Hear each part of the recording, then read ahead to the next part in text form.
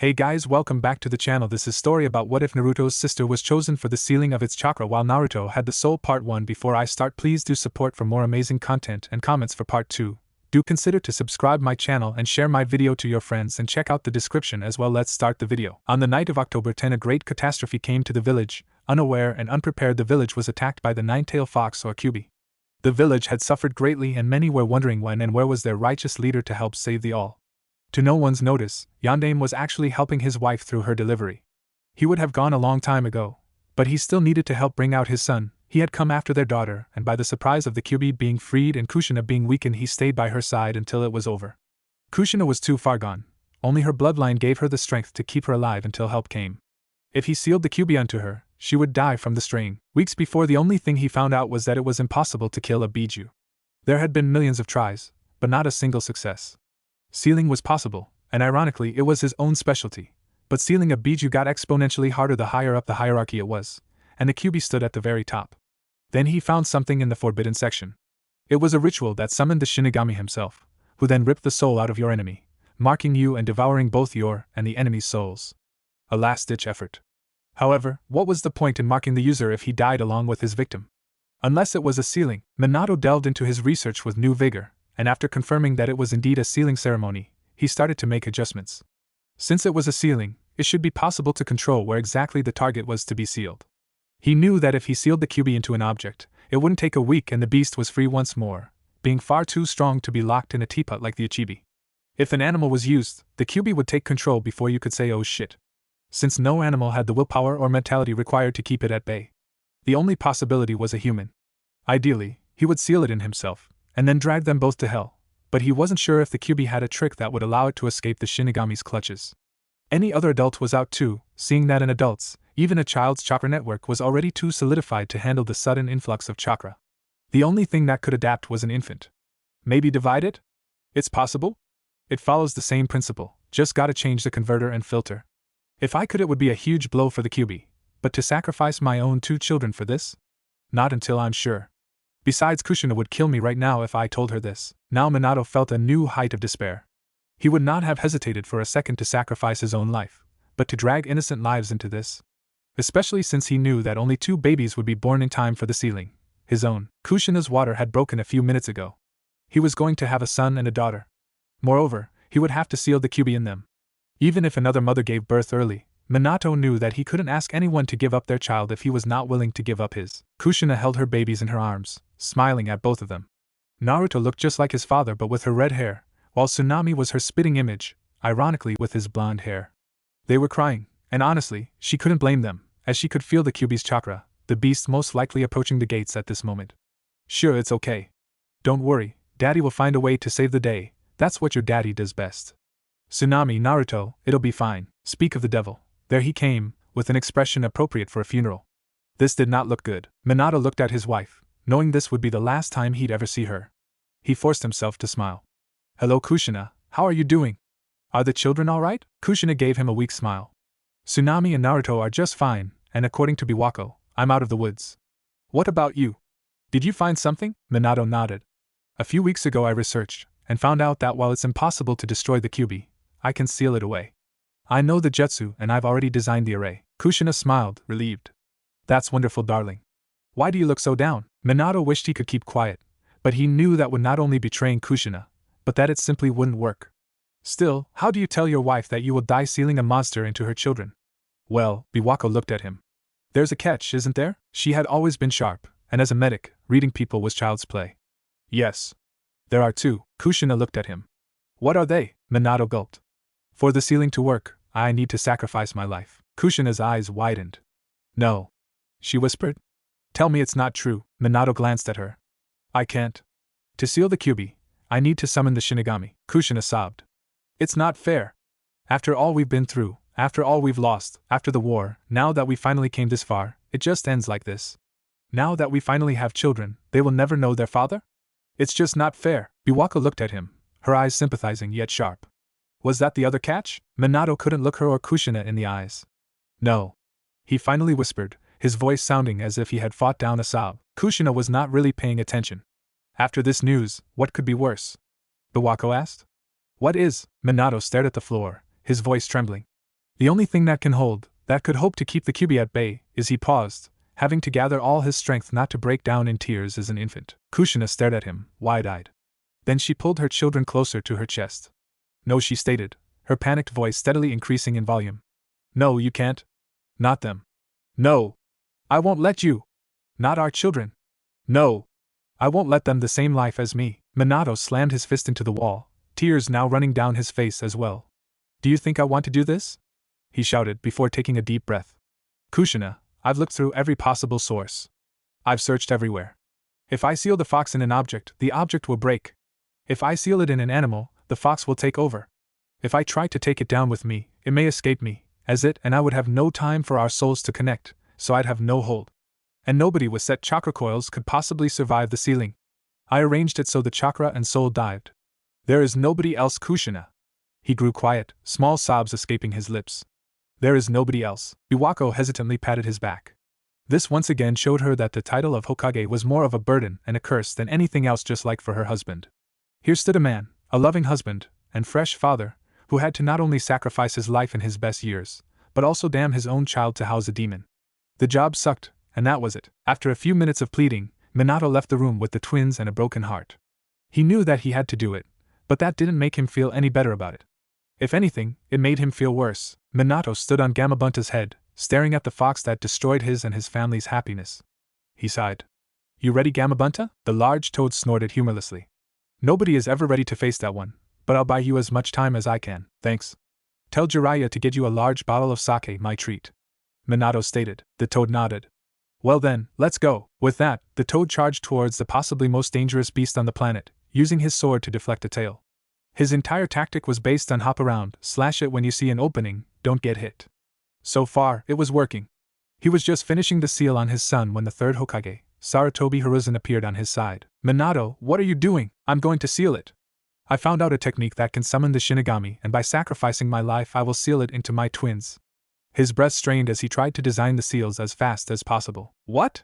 Don't do this, Minato. You are a father, you can't just leave them so soon. What about Kushina? She knows already. There's nothing else I can do. He had finished the seal, just a few more seconds. Let me do it, he said hurriedly. What? I'm old, Minato. I won't be alive for much longer. Let me do this. For all the sacrifices, for the village and for your family. Minato stared in shock at him. What about Biwako? She will understand. It will be regretful that we will not be together in the afterlife, but she knows that I love the village as much as I love her. She'll understand. Minato mulled over it for a few seconds, before slowly nodding his head. All right, here are the signs. Sarutobi flashed through the last hand signs as Gamabunta took a hit, not enough to dispel him, but it would leave a scar over his eye. Hurry! I can't keep it busy much longer, the toad called. Seconds later, Sarutobi had already finished and the Shinigami was floating behind him. He looked at the fox and calmly spoke the words that would end his life. Shiki Fuin! He felt like his chest was encased in ice as the Shinigami's arm shot out of his stomach, grabbing the Kyuubi, desperately struggling while Gamabunta kept it from escaping before disappearing with a poof, and somehow transforming it into red mist and a red liquid that it placed in Tsunami and Naruto's stomach respectively. The seal Minato had inscribed glowed, before fading away. It was over. The moment when it all finished, the Sandaime Hokage left this world. Returning to his abode, he found the medic Nin healing his wife and telling him she would live. He told his wife and Biwako of what happened, and although she was scared to leave her son with just the soul, she trusted her husband to protect him as well as all of his family. Biwako had excused herself, no doubt going to mourn her husband. Not long after, the Yondaime Hokage appeared on balcony of the Hokage Tower addressing all, both civilians and shinobi. Kushina was in a wheelchair, cradling both her children. Tsunami bore 3 whiskers on her face, no doubt because of the Kyuubi's chakra, while Naruto's hair had surprisingly grown a bit, and his ears looking fox-like. Tonight, we have suffered greatly. Our forces have diminished with such an attack, and those that we have sworn to protect have lost many members. He looked down towards his people, every one of them with their spirits almost broken. He had to do something so that they would thrive once again. The Kyuubi's attack might have hurt us, it might tell others that we have become weak and ripe for the take, and some actually looked back fearfully at him, but we all know that is not true. We are the great village of Konoha, are we not? Some were beginning to hear his speech, a light coming back to their eyes. We have thrived over many adversaries and always come on top. We have born and breed the strongest shinobi and the gentlest civilians in the elemental nations. We have come on top in every which way, economy, military, culture and much more, and we will come back stronger. By this many had their heads held high, and tears of pride falling in the ground. They had already put their fallen comrades on the pedestal, their sacrifice not in vain, Now they wanted to surpass this. To make them proud for all that they protected. We will show the other villages that we are not weak, that they will not push us around, and that with this we will come back stronger. Many were sporting smiles on their faces, cheering him on, praising his strong sense of duty. Earlier today, one of the many sacrifices of this attack, the Sandaime Hokage, Sarutobi Hiruzen, fell in the line of battle, but he didn't fall for the Kyuubi's attack. No, he fell to seal the Kyuubi. Once again, the crowd had fallen into an eerie silence, some looking confused and others sad at the news. I will tell you the truth. The Kyuubi is a mass of chakra. It can be killed, but it will not die. It would be reborn again sometime later. That is why instead of killing it with his help and sacrifice, I made a seal, to which most of you know I'm very experienced with, and using his abilities we sealed the Kyuubi. The masses were happy to learn that the monster was gone. Their happy persona trusting undyingly at their Hokage to keep it at bay. Or was it sealed? Shouldn't we destroy it this way? The Hokage shook his head. No, if it was done that way it may come back and in fit of anger attack us again. The crowd looked fearfully at him. That is why I have sealed it into my newborn twins. Many gasped at this. Most were at him in disbelief. The Hokage had children? The Hokage sacrificed his own twins, the thought running in their voices and minds. I couldn't dare to ask any other person to do so with their children when I couldn't with mine. Therefore, with the Sandaime's help I have sealed its chakra into my firstborn daughter, and the Kyuubi himself into my son. This way the Kyuubi is not a danger to us all and we gain a valuable ally in my daughter's strength. With her properly trained she will be a force to be reckoned and show those other villages the will of fire continues. Many were silent as they digested the information. The daughter of the Yondaime would be somebody to protect her village from any threat. Somewhere in the crowd a few started to clap, and that put in swing in effect as every person, man or child, woman or daughter, and all shinobi and civilians alike started cheering and chanting Yondaime. Yondaime. When the crowd slowed their chanting, somewhere in the crowd a person asked, "What are their names?" Minato smiled at this. "Their names are my firstborn Tsunami and my second son Naruto." The crowd started once again chanting their names, Tsunami, Naruto. Slowly but surely more villagers chanting more and more Tsunami's name until the only one heard was her name. Minato felt wonderful. His family was complete, he was alive, and his twins were seen as the heroes that they were. For a moment, he had been worried that they would be unable to tell the difference between the jailer and the prisoner. He should never have doubted his people. Moreover, even though revealing both his marriage and status as a parent may be slightly risky, Minato was not worried. He had stared both Kyuubi and the Shinigami himself in the face and had somehow managed to make it out. What human did he have to fear? Iwa and Kuma would be too worried that if they attacked the children, their parents would retaliate and bring repeats of the humiliating defeats the war had brought them and their countries. In fact, it was more likely that new alliances would sprout like mushrooms. He would have to deflect the proposals to his children, but somehow, that didn't really seem all that threatening compared to what he had been through.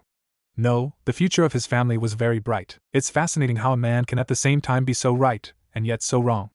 This is the moment where the domino effect started and the repercussions to Konoha in years later came to. Kushina looked at the two babies that were peacefully sleeping, finally. They were incredibly tiring. As much as she loved those two, her husband was currently busy organizing the rebuilding of Konoha, and so looking after the kids fell completely to her. She was thanking God that at least Naruto was a quiet child who only cried when he really needed something, as Tsunami was a bundle of energy that couldn't be let unsupervised for even a single second. She permanently crawled around, never remaining in the same spot, and she cried more often in 10 minutes than Naruto did in a normal week. Kushina suspected the Kyuubi's chakra was at least partially responsible for the exhausting amounts of energy Tsunami possessed. Still, her life was going well. She had survived giving birth, her husband had survived something nobody was supposed to survive, and their children were healthy. What more could a mother ask for? Well, maybe that his children got along a little better. They were 8 months old, and seemed to get along fairly well, although Tsunami was clearly the more dominant one of the two, except for the odd night. Naruto was just over 4 years old when he first understood that there was a difference between him and his sister. Of course, there were differences. He was a boy and she was a girl. They had different likes and dislikes, liked to play with different toys, stuff like that. Nevertheless, while Tsunami had never been sick a day in her life, his health was as normal as one of Uzumaki blood, with the occasional cough. Their father had of course explained that Tsunami had the mighty Kyuubi's chakra sealed inside of her, and that it gave her increased healing and better health, while Naruto had its soul inside him. That made it even more puzzling for Naruto, for why would Tsunami screamed as if tortured whenever she scraped her knee? Naruto usually tried not to cry when it happened to him, and just went to his parents, most of the time mommy, something she seemed happy about, since she always called him a big boy. Walking down the street a sight for many was shown. The Yondaime Hokage Minato Namikaze along his wife Kushina Uzumaki Namikaze and their twins Tsunami and Naruto were seen. The children were walking side by side, proof of their unity for one and another, the girl animatedly talking with her parents of her day's play while the boy waited patiently for her to finish. Except for his red hair that contrasted her blonde one, both could be said to be the reincarnation of their parents, him calm and collected, always respectful, her brash and bubbly as well as high-spirited. Her attitude sometimes causing her problems that otherwise her brother would resolve and take care of her for, and being fraternal twins both were of almost the same height, with her toppling by 1.5 inches, and then we raced all the way around the shore of the lake, but only I came first. Nissan came second as always and everybody else behind. I was the only one that wasn't tired and could keep running. Such were the collective stories the girl would tell, never having a clue that her parents had obviously taken to use shadow clones to guard them, and knew of said adventures. That's very good, Tsunami. I'm very proud of you. Just for that you get a treat for that. How about some ramen for dinner today? Yes, Mom. Only now that they had left the compound together as a family for the first time did Naruto really understand that there was a large difference between him and his sister. Now that Naruto thought about it, as long as he could remember, he and Tsunami had never been out of the compound at the same time, so when he had been outside before, people had smiled at him, and he had thought they'd do the same for his sister, and he was right. What he didn't expect was that they completely overlooked him while his sister was there. Nobody seemed to notice he existed anymore, as everyone rushed to get a look at his sister. Naruto didn't really mind not being gawked at by strangers, and actually had a bit of pity for his sister that was caught in the center of this human maelstrom, until someone, in his hurry to get a look at the savior of Konoha, ran into him, actually sending him flying with a surprised shout. The muddy ground prevented any serious injuries, but his formerly orange yukata now had large patches of brown. He sniffed. He had liked that yukata. Minato noticed that the tug on his leg had vanished, and looked down, only to find that Naruto was not there, but a good 4 feet away, rubbing his head while unhappily looking at his ruined yukata. He saw the man that had run him down, his shinobi instincts having ensured that he recalled the face of a man who had rushed by him a little too close. He spotted said civilian merchant, elbowing his way through the crowd, and pulled him back by the collar. Hey, what's the big? Oh, Hokage-sama, what can I do for you? The merchant's face had turned ashen when he realized he'd shouted at the leader of his village. Minato was annoyed. Well, for one thing, you can apologize for knocking my son into the dirt, and pay for the cleaning of his yukata. The merchant's eyes darted around until he saw Naruto, covered in dirt. Lord in heaven, he had ran the son of the yondaime over. He wouldn't be able to sell a thing for the next week. I'm sorry, I was elsewhere with my thoughts. Of course I will take responsibility for this, the cleaning is on me. If there is anything else I can do. Minato gave him a cold look, and the merchant shrank away. You will get the bill in the next days. And that was an expensive yukata. If the stains don't go out, you're replacing it. Of course, the talk between the Hokage and the merchant had attracted attention, and Kushina and Tsunami now noticed Naruto was still sitting in the dirt. Tsunami blinked, pointed at her brother, and laughed. It wasn't any bad intention, he just looked so funny. Naruto stared at his sister, then at his own clothing, and even though he didn't think it was that funny, he had to laugh too. Kushina shook her head, shooed her children back to the compound to be changed while Minato headed to a bakery to get something sweet that his family could eat together, to cheer up his son after that unfortunate event. A few months later, the family sat together at dinner. Kushina cooked the family's favorite meal, ramen. Tsunami gobbled down the ramen faster than one could blink, while Minato and Kushina, while eating more civilized, were only slightly slower in their decimation of the meal. Only Naruto ate slower, savoring each bite before swallowing it. That was also the reason he had just finished his first bowl, while all others were at least on bowl 4. Mom, can I please have a Naruto started? Only to be interrupted by Tsunami. MOM, refill. She shouted happily. Kushina sighed. Young lady, how many times do I have to tell you not to shout? Still, she took the pot and poured more into Tsunami's bowl, before looking into the pot with a frown on her face. Well, that was the last of it. Naruto blinked. It wasn't fair. He loved ramen just as much as anybody else in his family did. Tsunami was eating her undeserved 9th filling, he had just finished his first, and she got the last bowl. Whenever Naruto interrupted somebody, his mother told him that was rude. Why was it okay for his sister? Naruto calmed himself. It was to be expected.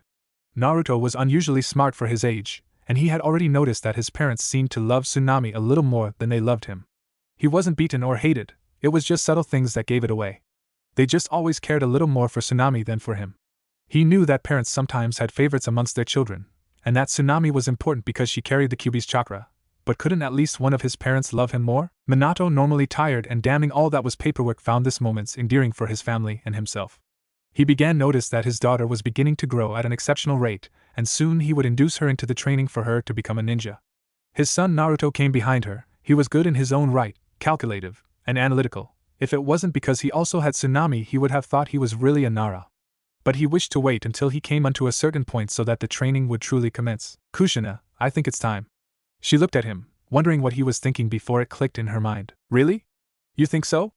I don't know. By this, both twins were confused at their expressions and wanted to know what was wrong. What do you mean, father?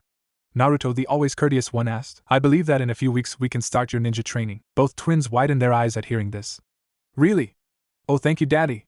Thank you, thank you, thank you. This is awesome. The others are also starting their training, and I was gonna go crazy if you didn't say so soon. Her voice carrying over a few decimals but holding the usual joy that she was. Yep, your mother and I will take turns showing you what are the ways of our clans, and little by little you'll grow up stronger and stronger until you surpass your mother and me. Maybe it was the day's work for his father, maybe he was just tired, maybe his mother just wasn't listening well into the conversation, but Naruto could see it. The moment his father finished talking, those words weren't directed at both of them. No, those words were directed at Tsunami. He would have thought that it was just fluke, that his father would at any second remember his son and look at him and smile that said he wasn't forgotten, but it never came. He just looked at his father the whole time they ate, expecting those simple words to be told right back at him, but once again, they didn't come. Kushina looked at him. What were you saying, Naruto? Naruto blinked. Nothing. He stood up, pushed his chair in, placed his bowl in the sink, and left. Kushina looked at Minato, who gave her a helpless shrug. Tsunami was busy with her bowl, ignorant to the rest of the world. Naruto opened his eyes, and immediately felt miserable. The glance down was just a formality for him to know that Tsunami had sneaked into his bed during the storm last night. Therefore, he probably had a few hours before it got bad. Then he noticed the door to his room was open, and his parents were looking at them, doubtlessly finding it incredibly cute. Fortunately, Tsunami woke up, saw her parents, and rushed out of the room. Naruto looked at his mother. Mom, can't you tell her to stop it? His mother blinked. Why? It's cute, and I like seeing that my children care for each other this much. Most children climb into their parents' bed when they're scared, not their brothers. I'm almost jealous, Naruto grimaced. You shouldn't be, Mom, it hurts. Every time she sleeps here, I wake up feeling awful. Kushina frowned. He always said that, and there was nothing wrong with him. She had even gone to a doctor the first times he claimed it hurt, and the man had told her that nothing was wrong, aside from a cold.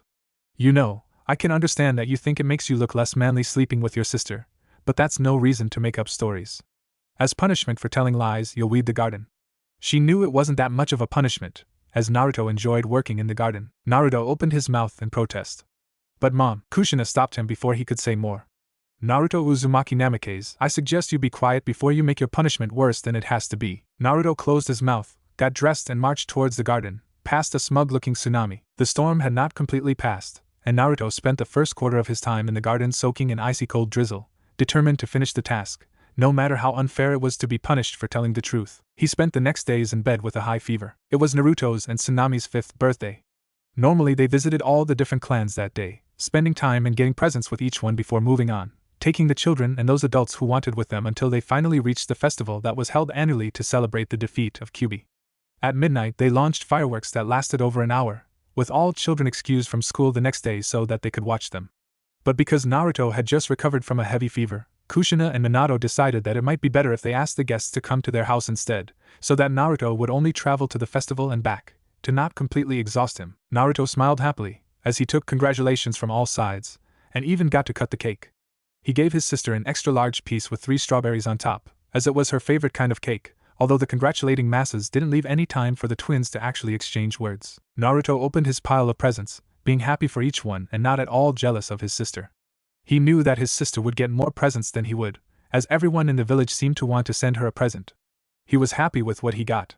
From his father, a blunt set of kunai and shuriken next to a big bag of sweets, while his mother gave him a shiny wooden sword for training, as they would start with shinobi training after their birthday, which really was the biggest present he could ask for, well, aside from the free meal coupon Ichiraku's ramen had sent him. Tsunami got the same gifts, plus a few more, and was loudly cheering in happiness. After the gifting and the meal, it was decided that Minato would activate the security seals to keep uninvited guests out and overenthusiastic kids in, before the 2 age groups separated. The adults stayed in the house, talking boring grown-up talks, while the children went to play in the yard and training grounds, after they had made sure there were no forgotten pointy things lying around. It was a warm, sunny day, so the children were very happy to oblige. Naruto had lost himself in a book he was given as a present, so he was surprised that when he looked up no one his age was near him. He left the sanctuary of the chair he sat in and made his way to the backyard where he heard voices. He was surprised at the position of the sun. It seemed a few hours had passed. When he looked back towards the ground, a little piece of him fell apart. In the backyard, he watched his sister and all of their friends training and playing around. He was forgotten once again. None looked at him when he came closer, none even registered his presence. All were around his sister, playing, making fun of each other, and the girls even gossiping about Kami knows what. Nevertheless, Naruto didn't notice, he didn't care for that. He wanted to know why they hadn't told him about this. Sure, he sometimes enjoyed more to read a book than play, but many were shy. The Hyuga princess and Aburame heir were among the ones. Why wasn't he told? He put the thought aside, confident to join the playing, to join his friends and maybe get answers. Hey guys, how's it going? They seemed to not hear him. Therefore, he tried once again, louder this time. Guys? Tsunami? Are you listening to me? Once more they were on their own world. He got fed up and yelled. Tsunami! That got them to stop. Tsunami looked back to him, a small smile appearing on her face, yet it was somehow different from always. It seemed wrong. Naruto, where have you been? I was reading some stuff in a book I was given. Geez, little Whirlpool, you're always such a bookworm. Can't you do anything else than study? Some of them snickered at the nickname. He scowled at that. She usually did it in private, her little joke. It was about genjutsu. I found it interesting. Why? It doesn't matter. Anyways, what's everyone doing? You didn't tell me our friends were back here. No one said so? A few had the decency to look sheepish. Oh, come on, little Whirlpool. It's not their fault. Dad arranged it. And what about me? I don't know. Same as always, he thought I should be first. Naruto scowled at the jab. You know I'm more social than you. He just didn't want to wait, and wished to get me something to occupy my time, until you got your sorry butt in gear. A few chuckled at that. He sent a glare that shut them up, but Tsunami didn't notice. The only reason you are more social than me is because you barely practice your katas before Dad starts training us next month and go hang around with them. And you can't say that you are better than me at training because if I remember correctly I'm better than you in genjutsu katas. The jab felt like a punch to her. She didn't like it when he brought that up. It was one of the few things he really was better than she was. Their mother started teaching them a few weeks ago, and when Tsunami found that her brother was better than her and her without progress, she demanded to train katas in another thing, and her mother complied, much to the shock of Naruto, who always believed his mother was on his side. They didn't touch the bamboo swords again for some time. Tsunami suddenly clapped her hands, pulling the attention to her. I just wanted to say something. Thanks for coming. The children cheered and smiled at her, but Tsunami wasn't done. Wait.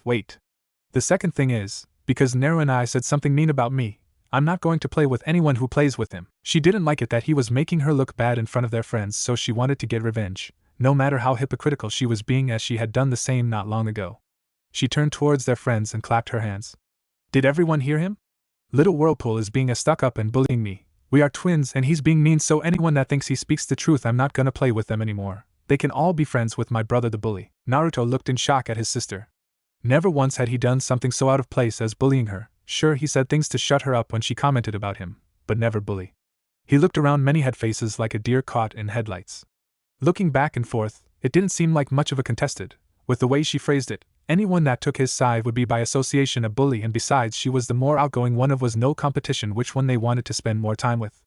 The crowd started walking in her direction. No more than 2 or 3 looked behind them to send an apology, although the general opinion was that Naruto deserved what he got if he was being mean, leaving Naruto standing alone, gaping like a fish. He could not believe his sister had just done that. He knew she wasn't happy that he said that her crawling into his bed hurt him, but it was true. Naruto looked more shocked that they listened to her, never once giving him the doubt of being like that. At that moment their father came back outside sorting the refreshments, and some chips for them on the table. He didn't look back at Naruto, he just continued to look forward, focused on how the kids kept playing without a care in the world, all but one. Because he was forgotten. The next 2 or 3 hours, Naruto made multiple attempts to play with the other kids, but they sent him away.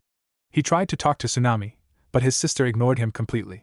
Eventually, Naruto just gave up, sitting alone in front of the small, shallow pond on the grounds, flipping rocks over its surface. When the parents came to take their kids to the festival, Naruto said he was tired and didn't want to go. His parents assumed that it was because of his fever and allowed him to go to bed, leaving him some medicine and tea he later poured down the drain, while the rest of the children headed off to the festival, Tsunami being the only one who felt a slight twinge of guilt from her brother's absence. Before the festival washed those thoughts away, she spent the evening at different stalls playing games and winning toys with her friends, falling asleep at the end of the fireworks and being carried home. Naruto had long since cried himself to sleep at that point. Weeks later, as promised by their father and mother, a training set was shown for inducing them into shinobi life. He hoped it was for both of them. Lately his father had more time for his sister than him. Sure, it was little things at first, like speaking or asking her something and forgetting to integrate Naruto into the conversation, but Naruto, being Naruto, just took it in stride and simply read books he had on his person. Then came when his father only made barely enough food for 4. With Tsunami having the Kyuubi's chakra, she needed more energy to keep up with the process of transforming the chakra into hers.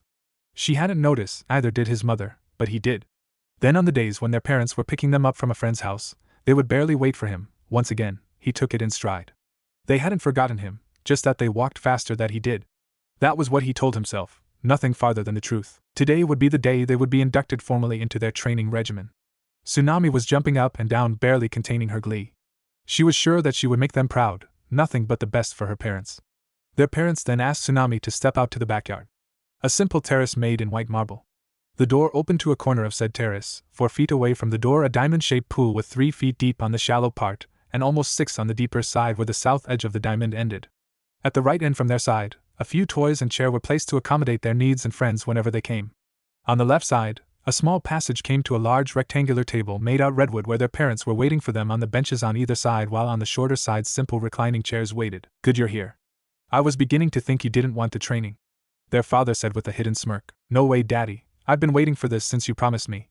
I'm doing this, not even little Whirlpool would stop me. A small tick appeared on Naruto's forehead. Geez, just because she was born first didn't mean he was anything worse or smaller than her. Okay, maybe she was taller than her, but he got the intelligent side of the deal, if anything went by as example of their lives. Tsunami, unless the next time you get stuck on a 30-foot tree and no way out you wish to stay there, shut it or it won't help you. Wah, Daddy, did you hear that? He said he wouldn't help me for anything. A small frown made its way into the Hokage's face. Naruto, that voice was stern. Never had Naruto heard his father use it against him. How can you say something like that? Apologize to Tsunami this instant. How can it be that a brother wouldn't help his own sister? What?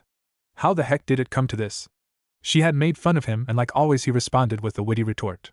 It was a first, but it wasn't shocking to the young blonde. For some reason he couldn't hope but to believe it would be just like that for some more time. I'm sorry?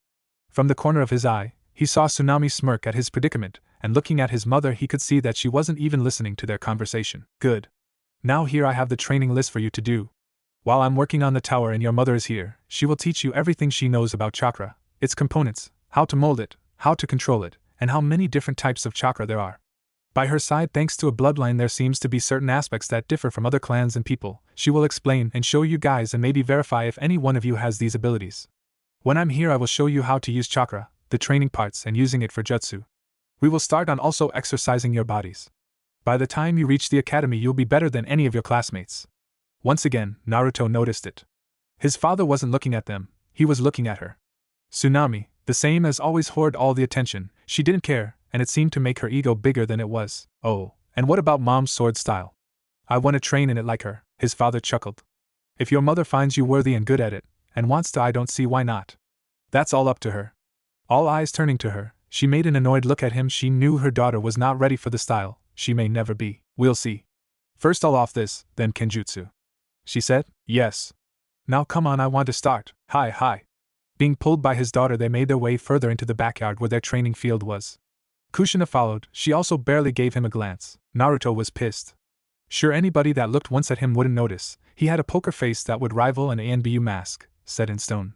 In his eyes it was another story. They looked pissed, annoyed, and angry. He was sure that another second of that, and he would have lashed out at anybody within 5 feet. The reason? He was forgotten in any sense of the word. However you wanted to express, the truth was, no matter how you put it, he was forgotten. His father, as he would call him in his presence, had once again started training his sister before he had returned to his home. His mother had to take a deep undercover mission that would last a few months, depending on any hassle. They were now 6 years old. His stature was now on par with his sister, but he was sure that she would surpass him once again she hit puberty. However, that didn't matter to him, he would catch up. It was the fact that thanks to her he couldn't do anything he usually did. His father had taken to sending a shadow clone to the tower, while he was with them, and personally trained Tsunami in her glorious and spectacular way. Once again, it didn't faze him much. She really needed the help with ninjutsu because of her huge chakra pool. It almost rivaled her father's, but with the little control she had she constantly oversaturated her jutsu. When they first did the tree climbing exercise she had fallen on almost every part of her body, repeatedly whining that it wasn't working, while Naruto did it in less than 20 tries thanks to his smaller pool. She had been furious, saying he was cheating, and once she had it down, she asked to move to another thing without practicing. Their father complied, but Naruto declined. He wanted to perfect it. Once he finished doing so for 1 whole hour, he then started using the katas his mother showed them for another hour, and then he did the same with leaves on his face and neck. Afterwards he did the same, spinning them, and moving them up and down his body. When he was satisfied he moved on towards water surface walking practice. His sister had done fairly better in this one since she had bundles of chakra, and yet he did it faster than her, which irked her to no end. Their father, to please her, started training her in a few simple E-rank jutsu, the body replacement jutsu and the transformation jutsu. The clone jutsu was out of her reach with such crappy control, and once again, she wailed and whined until her father promised to train her in the shadow clone jutsu. Naruto kept it inside, not wanting to express his thought on the matter. Experience had shown that doing so would have a reprimand on his father's part. Once more, he did the same on the water surface walking practice as he did on the tree climbing exercise, and even found that it seems easier than anything else. Perhaps he had a water affinity, because he was pretty sure that no matter what, his feet should get wet when he walked on the water, yet when he reached the shore they were as dry as sand. He had decided to keep quiet about it, no doubt another thing his sister would complain about, and he did not want the attention on him. Now, what irked him was that he had gone to the library, looking up on genjutsu practice. Sure, he was only 6 years old, but his mind and imagination had so many ideas, so many ways to incorporate them into genjutsu that he wished to experiment on. When he wanted to leave, the librarian had actually the galls to stop him and call him a thief. He had told her that he wasn't and that he just wanted info on genjutsu. She snorted at that, saying children wouldn't comprehend such material. He retorted, saying he was smarter than he let on. When she said she would call the police, he told her that he was the Hokage's son. She laughed at him, calling him a liar and saying that only Lady Tsunami was born and she hadn't heard of any boy being the Hokage's son. He started yelling, losing his cool, something he had never done in his life, and was thrown out of the library. That was the boiling point. He had a plan to break into the library at night, and thanks to knowing the shinobi schedule for their patrolling, he had it all planned out. So when he arrived at his home, he felt a piece of him fall apart, watching his father and his sister practicing her shadow clone jutsu. She seemed to have a better grasp and control as she barely summoned 100. He talked to her for a few minutes. Naruto barely heard what he was saying before he saw it. The Rasengan. Naruto wasn't stupid, he knew what this meant. His father was going to teach her one of his most precious jutsu. He didn't care Naruto wasn't there. He left, he couldn't see this. He would throw himself into planning the heist. Carefully observe the patrol, to watch if any shifted or if an individual did something out of the norm. This was the first shift that happened in his unfair life. The one of many dominoes that would come tumbling down. Possibly one of the most influential, one that at a deep glance you could see how his irises shifted, elongating, turning from black to red while the rest of his eyes kept blue. They may have noticed his ears looking more refined and the low, almost imperceptible growl that escaped from his throat. The Kyuubi was awakening. Naruto grunted as he was slammed against the ground. He quickly pushed himself on all fours and kicked his left leg behind him. A huff told him he hit the target.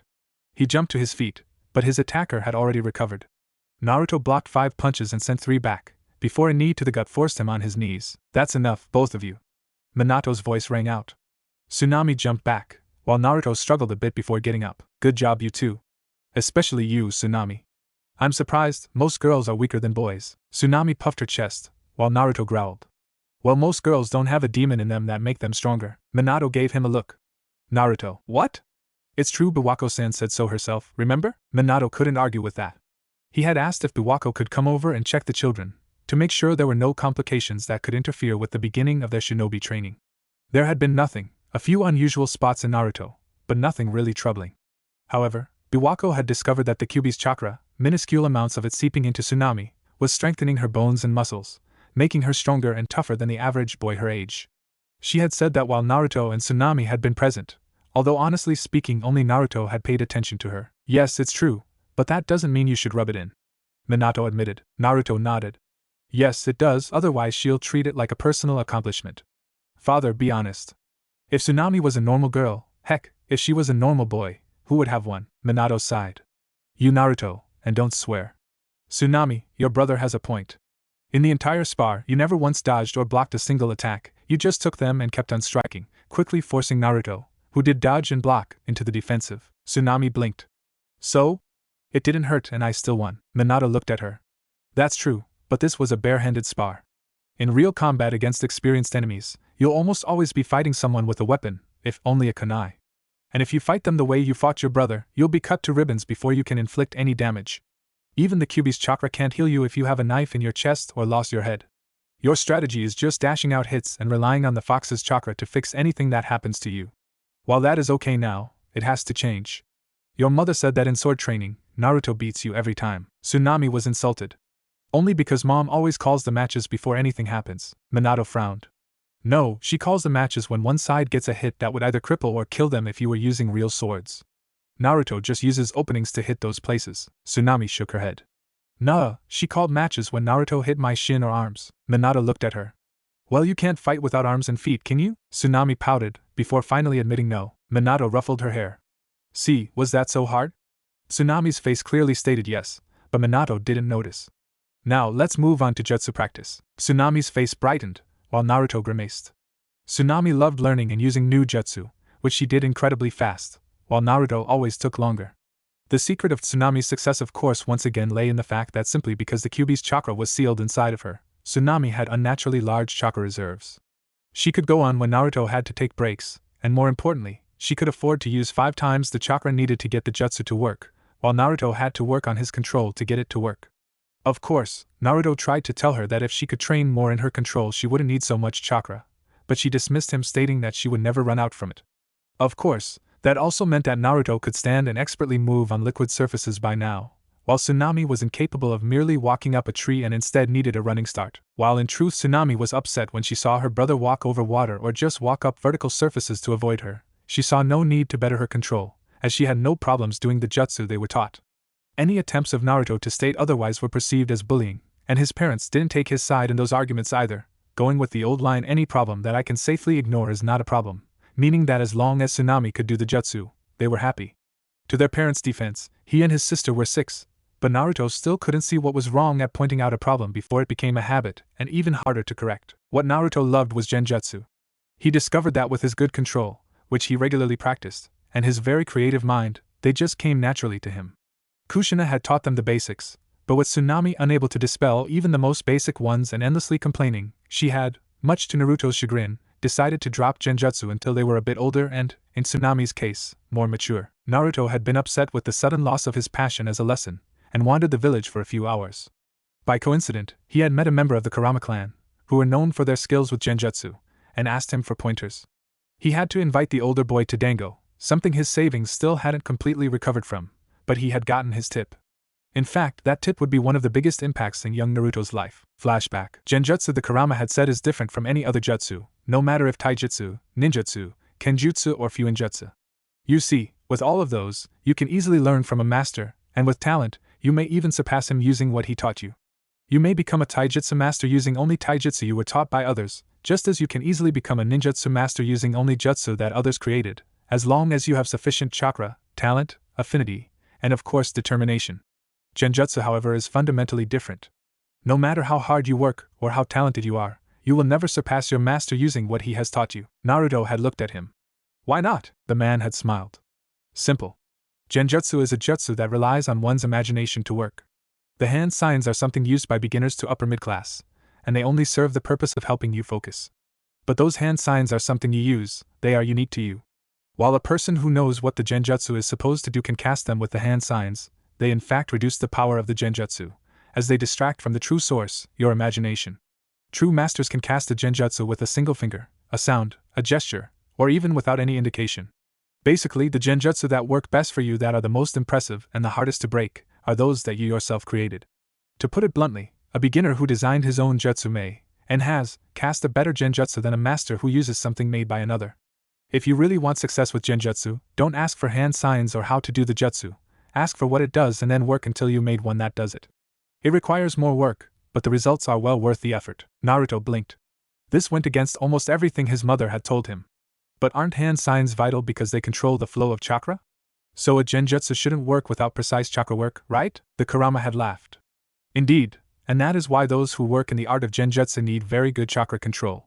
The hand signs are only needed if your control is not good enough to move the chakra on your own. That's also why people with miserable control are unable to break genjutsu on their own. They have to disrupt their flow of chakra, although the higher level genjutsu can resist that, and those people don't have enough control to cause such a disruption within them. And you don't need hand signs, any focus will do. In fact, we have a girl in our clan, the most talented one we've seen in a very long time, and she uses pictures she draws as a focus instead of hand signs. Initially you may need a focus, but what that focus is really doesn't matter in genjutsu. For ninjutsu, it is important, because the hand signs are also connected with certain elements of nature and help you tune in better, but that's a different story. Therefore, Naruto had started working on creating his own genjutsu, testing them on animals and the harmless ones on random pedestrians. Yendi. There was another thing that fascinated Naruto, although that was even more difficult to learn. While alone in the house, his father training Tsunami outside, Naruto had walked into his father's library. while Minato had installed seals that ensured nobody he didn't authorize could pull a scroll out of the drawer and that nobody could remove a scroll from the library, he also had the bad habit of leaving things lying around. Naruto discovered that seals, while immensely complex, were actually fairly simple in concept. There were certain rules and guidelines for seal work, which could be bended to a certain degree but not broken without dire consequences, and as long as you followed these, you actually had a lot of freedom in what you do. Of course, Naruto would need a deep understanding of seals before he could do anything that was even a 50th as complicated as his father's Hiraishin, but the most basic things Naruto quickly learned to do, the entire concept of sealing somehow making complete sense to him. All in all, Naruto was by far superior in genjutsu, fuinjutsu and chakra control to Tsunami, while having a slight edge over her in kenjutsu, due to the fact that he actually dodged and blocked. She was better in taijutsu, although simply stronger and faster would be more accurate, and also superior in ninjutsu, thanks to Kyuubi's increased reserves.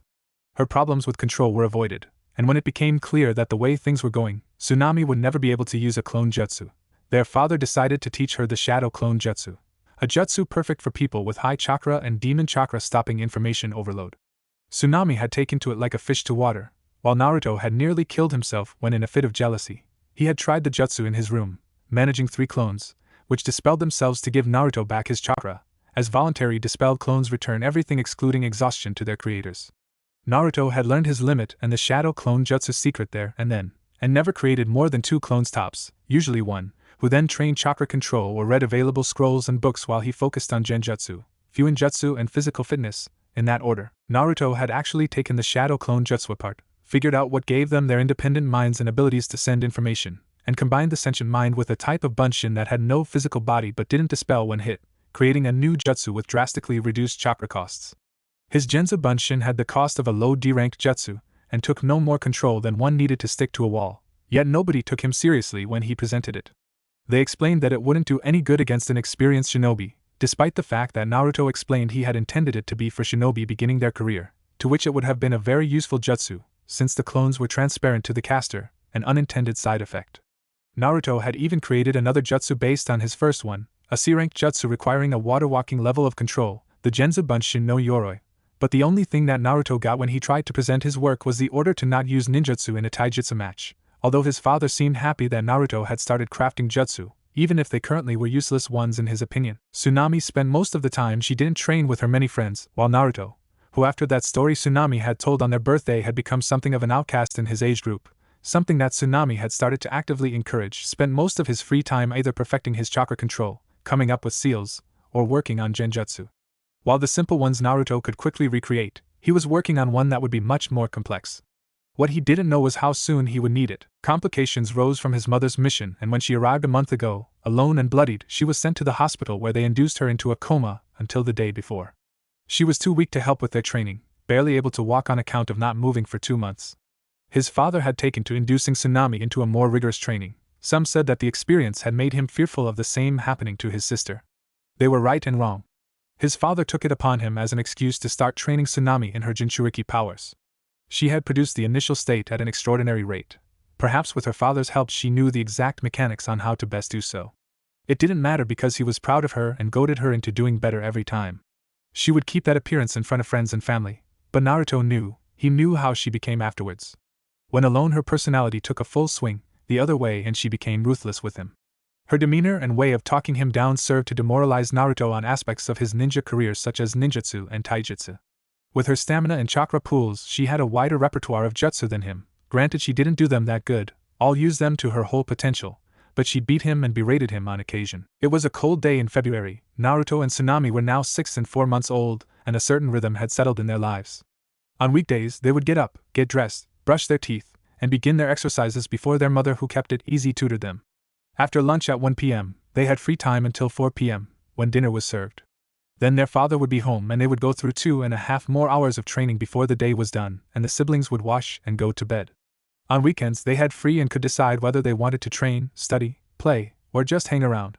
Minato worked Saturdays and parts of Sunday, while Kushina spent every second weekend with friends, leaving the children unsupervised. On one particular Saturday, Naruto and Tsunami were alone in the house, having just returned from shopping, Kushina going back because she had forgot to buy an important dinner ingredient. When it happened, Naruto and Tsunami were in the kitchen, unpacking the shopping bags, when they heard a swooshing sound. Both spending enough time throwing kunai to recognize the sound of one cutting through the air, They both jumped off the chairs they had used to reach the higher drawers. 2 kunai embedded themselves in the wall where their necks had been only seconds before. They turned around, only to see a man wearing a headband with rocks carved into it. Tsunami summoned a small army of clones, confident that would be enough, only to stare in shock as the man made short work of them. That shock cost her, as she froze, and only Naruto pulling on her arm to get her to run turned the third thrown kunai into a grazing shot instead of a kill. Naruto knew they only had as long as it would take the man to destroy the rest of the clones, which would probably be in roughly 20 seconds if the regular poofs sounding out of the kitchen were any indication. A nice part of the Kage-bun Shinjutsu was that the clones, knowing what they were a lot braver than the originals and had no problem starting kamikaze attacks, which bought them a little time. Naruto's goal was to reach the front door, then the gate, and then they would almost be out of the woods, as there was always some shinobi on the road, usually more than one, and every Chunin knew a jutsu that served to call for backup. He actually managed to leave the house before the Iwa caught up with them. Tsunami, who had been little more than dead weight the entire escape, cried out in pain when a shuriken sank into her calf. She noticed that her surroundings were getting blurry. She wondered if she was poisoned. Naruto knew there was no way he'd make it, even if he left his sister behind. He formed a few hand signs and prayed to every deity that might be listening for this to work.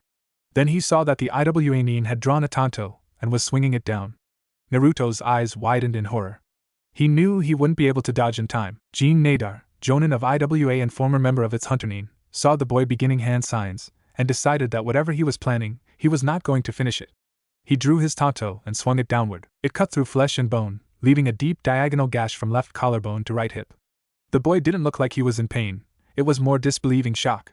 Even though Jin hated the yandere with a passion, the man killing his father, mother, and 3 older siblings, he couldn't help but feel a twinge of pity for this kid, who probably couldn't understand what was happening. Nothing personal, kid. This aims for your father. The pain will end in a second. With that, he slashed the boy's throat, the blonde kid collapsing in a gurgling heap. The girl had tried to open the gate, but Jin's tanto pierced her heart before she managed to pull it open. Jin removed the blade and, just to be sure, slashed her head off with a single strike. He was blown back by a chakra wave that burned on the skin, but apart from that, he was fine. He opened the gate and began to run, knowing he had only seconds until the burst of chakra would alarm somebody. Getting out of Konoha was fairly easy, as the commotion had left every shinobi on duty confused. However, 10 minutes into his escape, he realized that he had pursuers. They had come faster than he would have liked, but realistically speaking, he had a better head start than he himself had expected, and he had prepared traps the entire route back to Iwa, ranging from exploding tagares to camouflaged seals that would fire poison saban at those tracking him, not to mention a few safe hiding places. Maybe 20 minutes had passed, and the Konohanin had been steadily gaining on him.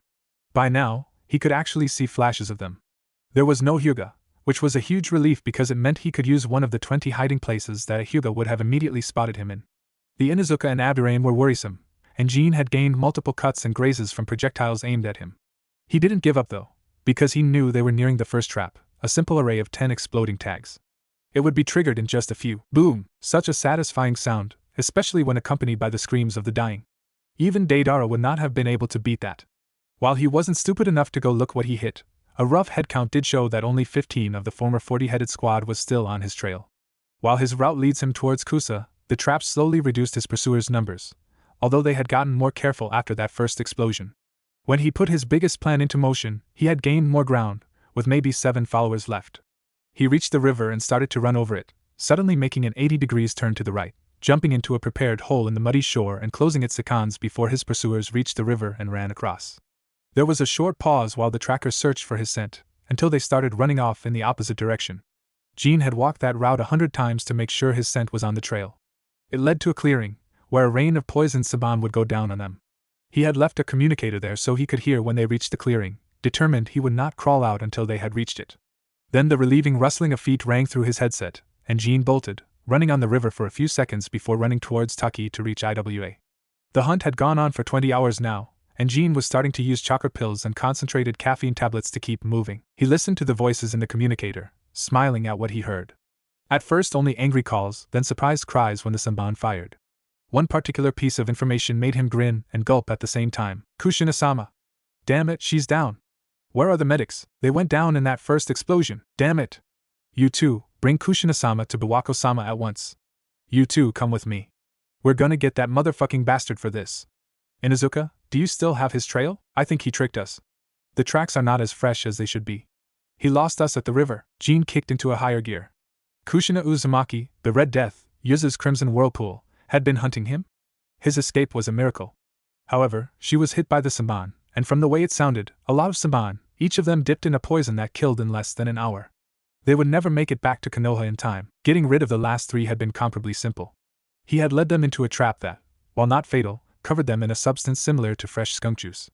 They would never be able to track him now, meaning that with the last few traps and maneuvers to lose them, he was free as a bird. He headed straight for IWA, reaching it 4 days after he had left Konoha.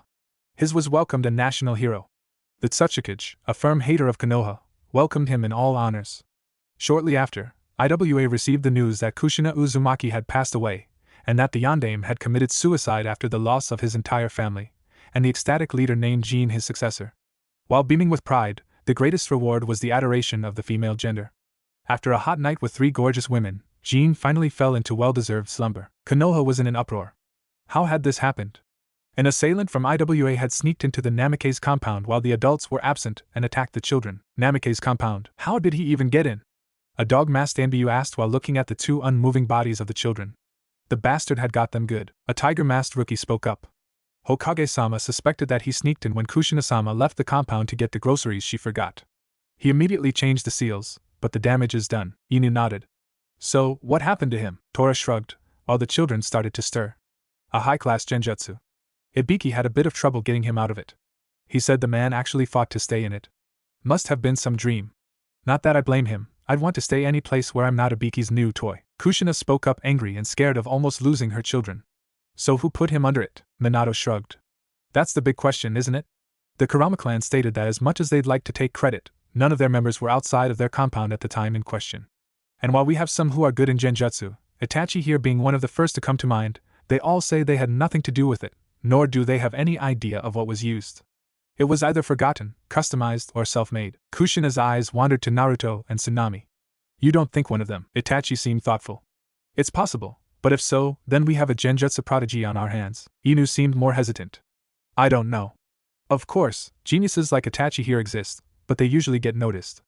A genjutsu prodigy especially, as they have to try their jutsu out on people, in contrast to ninjutsu or taijutsu prodigies, who can train alone with nobody watching. Itachi nodded. True, genjutsu users need to practice on others, but that doesn't necessarily mean they get noticed. If the jutsu is subtle enough, the person may not even know he or she is under a genjutsu. The attacker, who has the insignia of a jonin, would have been able to free himself from the genjutsu. The jutsu must have been so subtle he didn't notice he was put under it.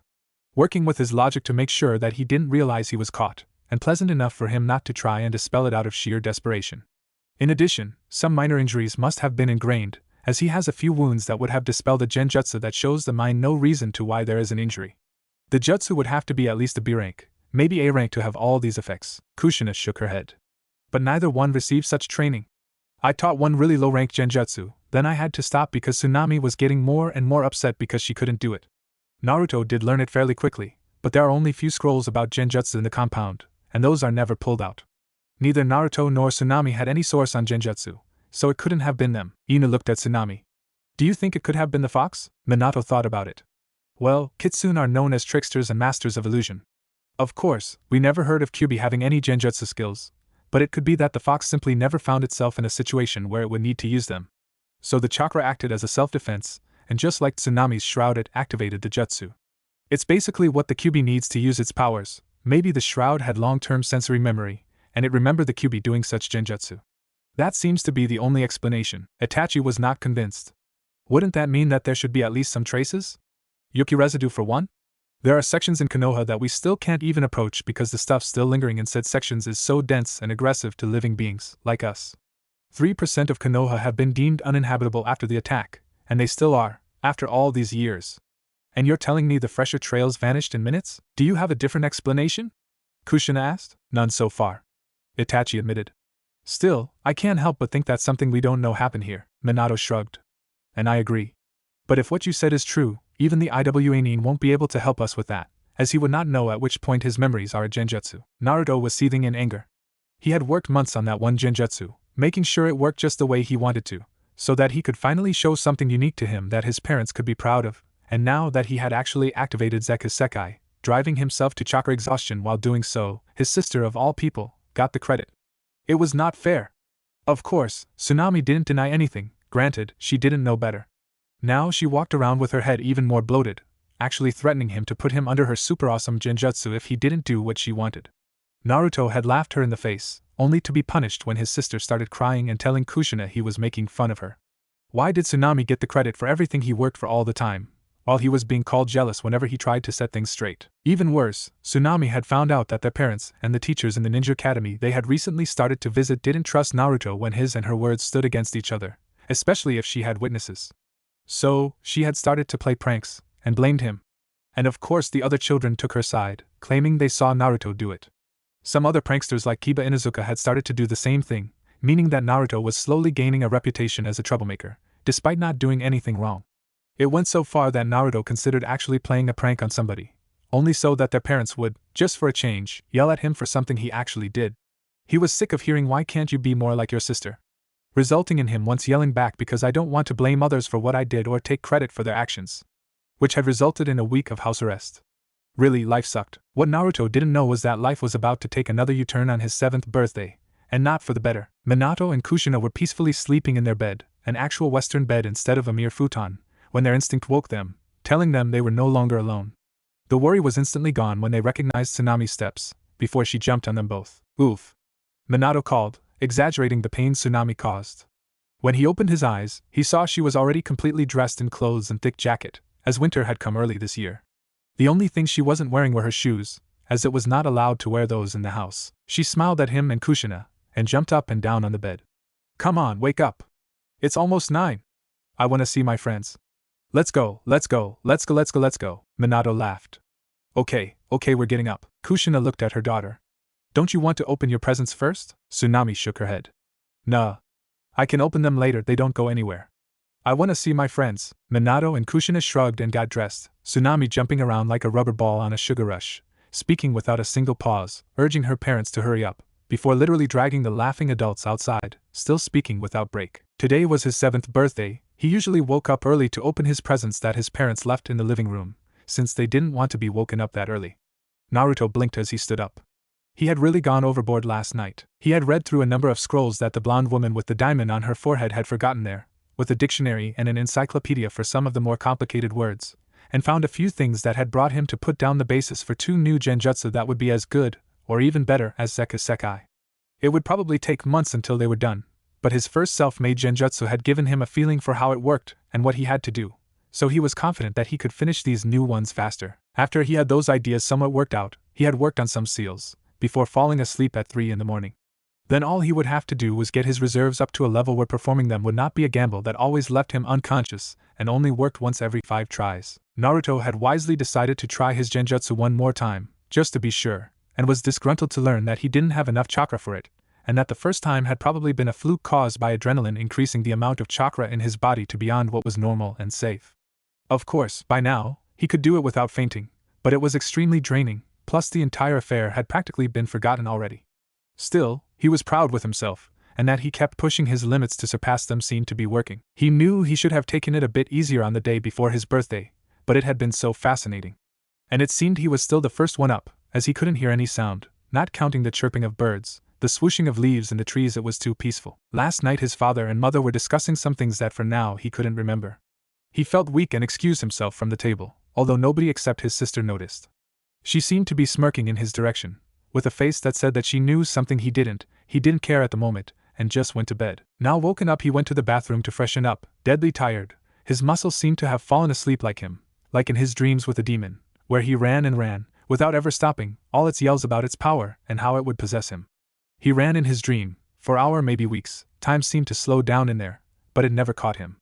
Brushing his teeth and splashing water in his face, he finally noticed that the house was silent. He was sure it was late. He could see the sun's position from the window, so why wasn't there sound in his house? He slowly trekked his way to his sister's room. Nobody in. He noticed some clothes discarded on the floor and a small bag filled with accessories, but he didn't spare it a glance. He made his way into his parents' room. The same was for them. Their closet was open and clothes lay about. He started panicking. These were telltale signs that somebody robbed them, but it couldn't be. His father's security seals were the best of Konoha, maybe even the nation. Nobody could break in. Not after the incident. Nobody. He relaxed at the notion. Maybe they were downstairs waiting for him, wanting to surprise him. Yeah, that could be it. His mother did seem to feel better yesterday. He rushed to the stair, jumping 2 by 2, not a care as long as he saw them. He made his way into the kitchen. It was the first thing to his left that went into the living room. Good morning. Where's break? Nobody was there. The kitchen seemed clean, everything used yesterday cleaned out. He was hungry from barely eating, but he forgot about for the moment. Maybe they are in the living room. Tsunami might just be playing with her toys, and maybe father and mother just went out to get a birthday cake, or get Tsunami's friends. Yeah, that's it. Once again rounding the corner, he found nobody in the living room. Rather than letting his paranoia grow, he relaxed himself. They must have all gone out. Deciding not to have a panic attack, he went back to the kitchen and fixed himself a sandwich and juice. He returned to his room to study a bit more on his genjutsu and fuinjutsu. I'll just focus on this some more. Maybe by the time I finish they'll come back. Naruto didn't notice that as he started to eat and study his seals, he fell asleep once again on his desk, forgetting his worries until he woke up. Minato and Kushina had to agree that when Tsunami asked that for her birthday they went to the hot springs. They were stupefied at such a simple request. Usually she would ask for many presents, but it turned out to be nice. When asked, she said she also wanted her mother to relax and enjoy the day, something like a mother-daughter moment. It went from 2-day to a 5-day trip. They just couldn't get enough of it. When they returned to the house, it felt as if they had remembered they had forgotten something. None could imagine what it was, and simply pass it up as a feeling. So when they entered their porch, Minato unlocking the seals that didn't open the house without his or Kushina's chakra, they didn't imagine the image that would come to them. Yeah, Tsunami really had a good idea for us to stay for a few more days. I mean, since I woke up I've never felt better, and welcome home. At that moment both of them reacted as if on danger and positioned themselves on defense for their daughter. They looked around, every crook and cranny that had a dark spot, before materializing in front of them as if using a genjutsu. Naruto appeared. I was wondering when you would come home. You know, a child can get pretty lonely, scared and worried if none of his parents are there for 5 days. Their voice sounded so monotone and devoid of life that they had a hard time placing it on their memories, and that's when it clicked. As each of his words reached them, their faces lost color as if hit with each one. Naruto? Kushina asked. Ah, mother, it seems you've remembered your son first. Both visibly flinched from that.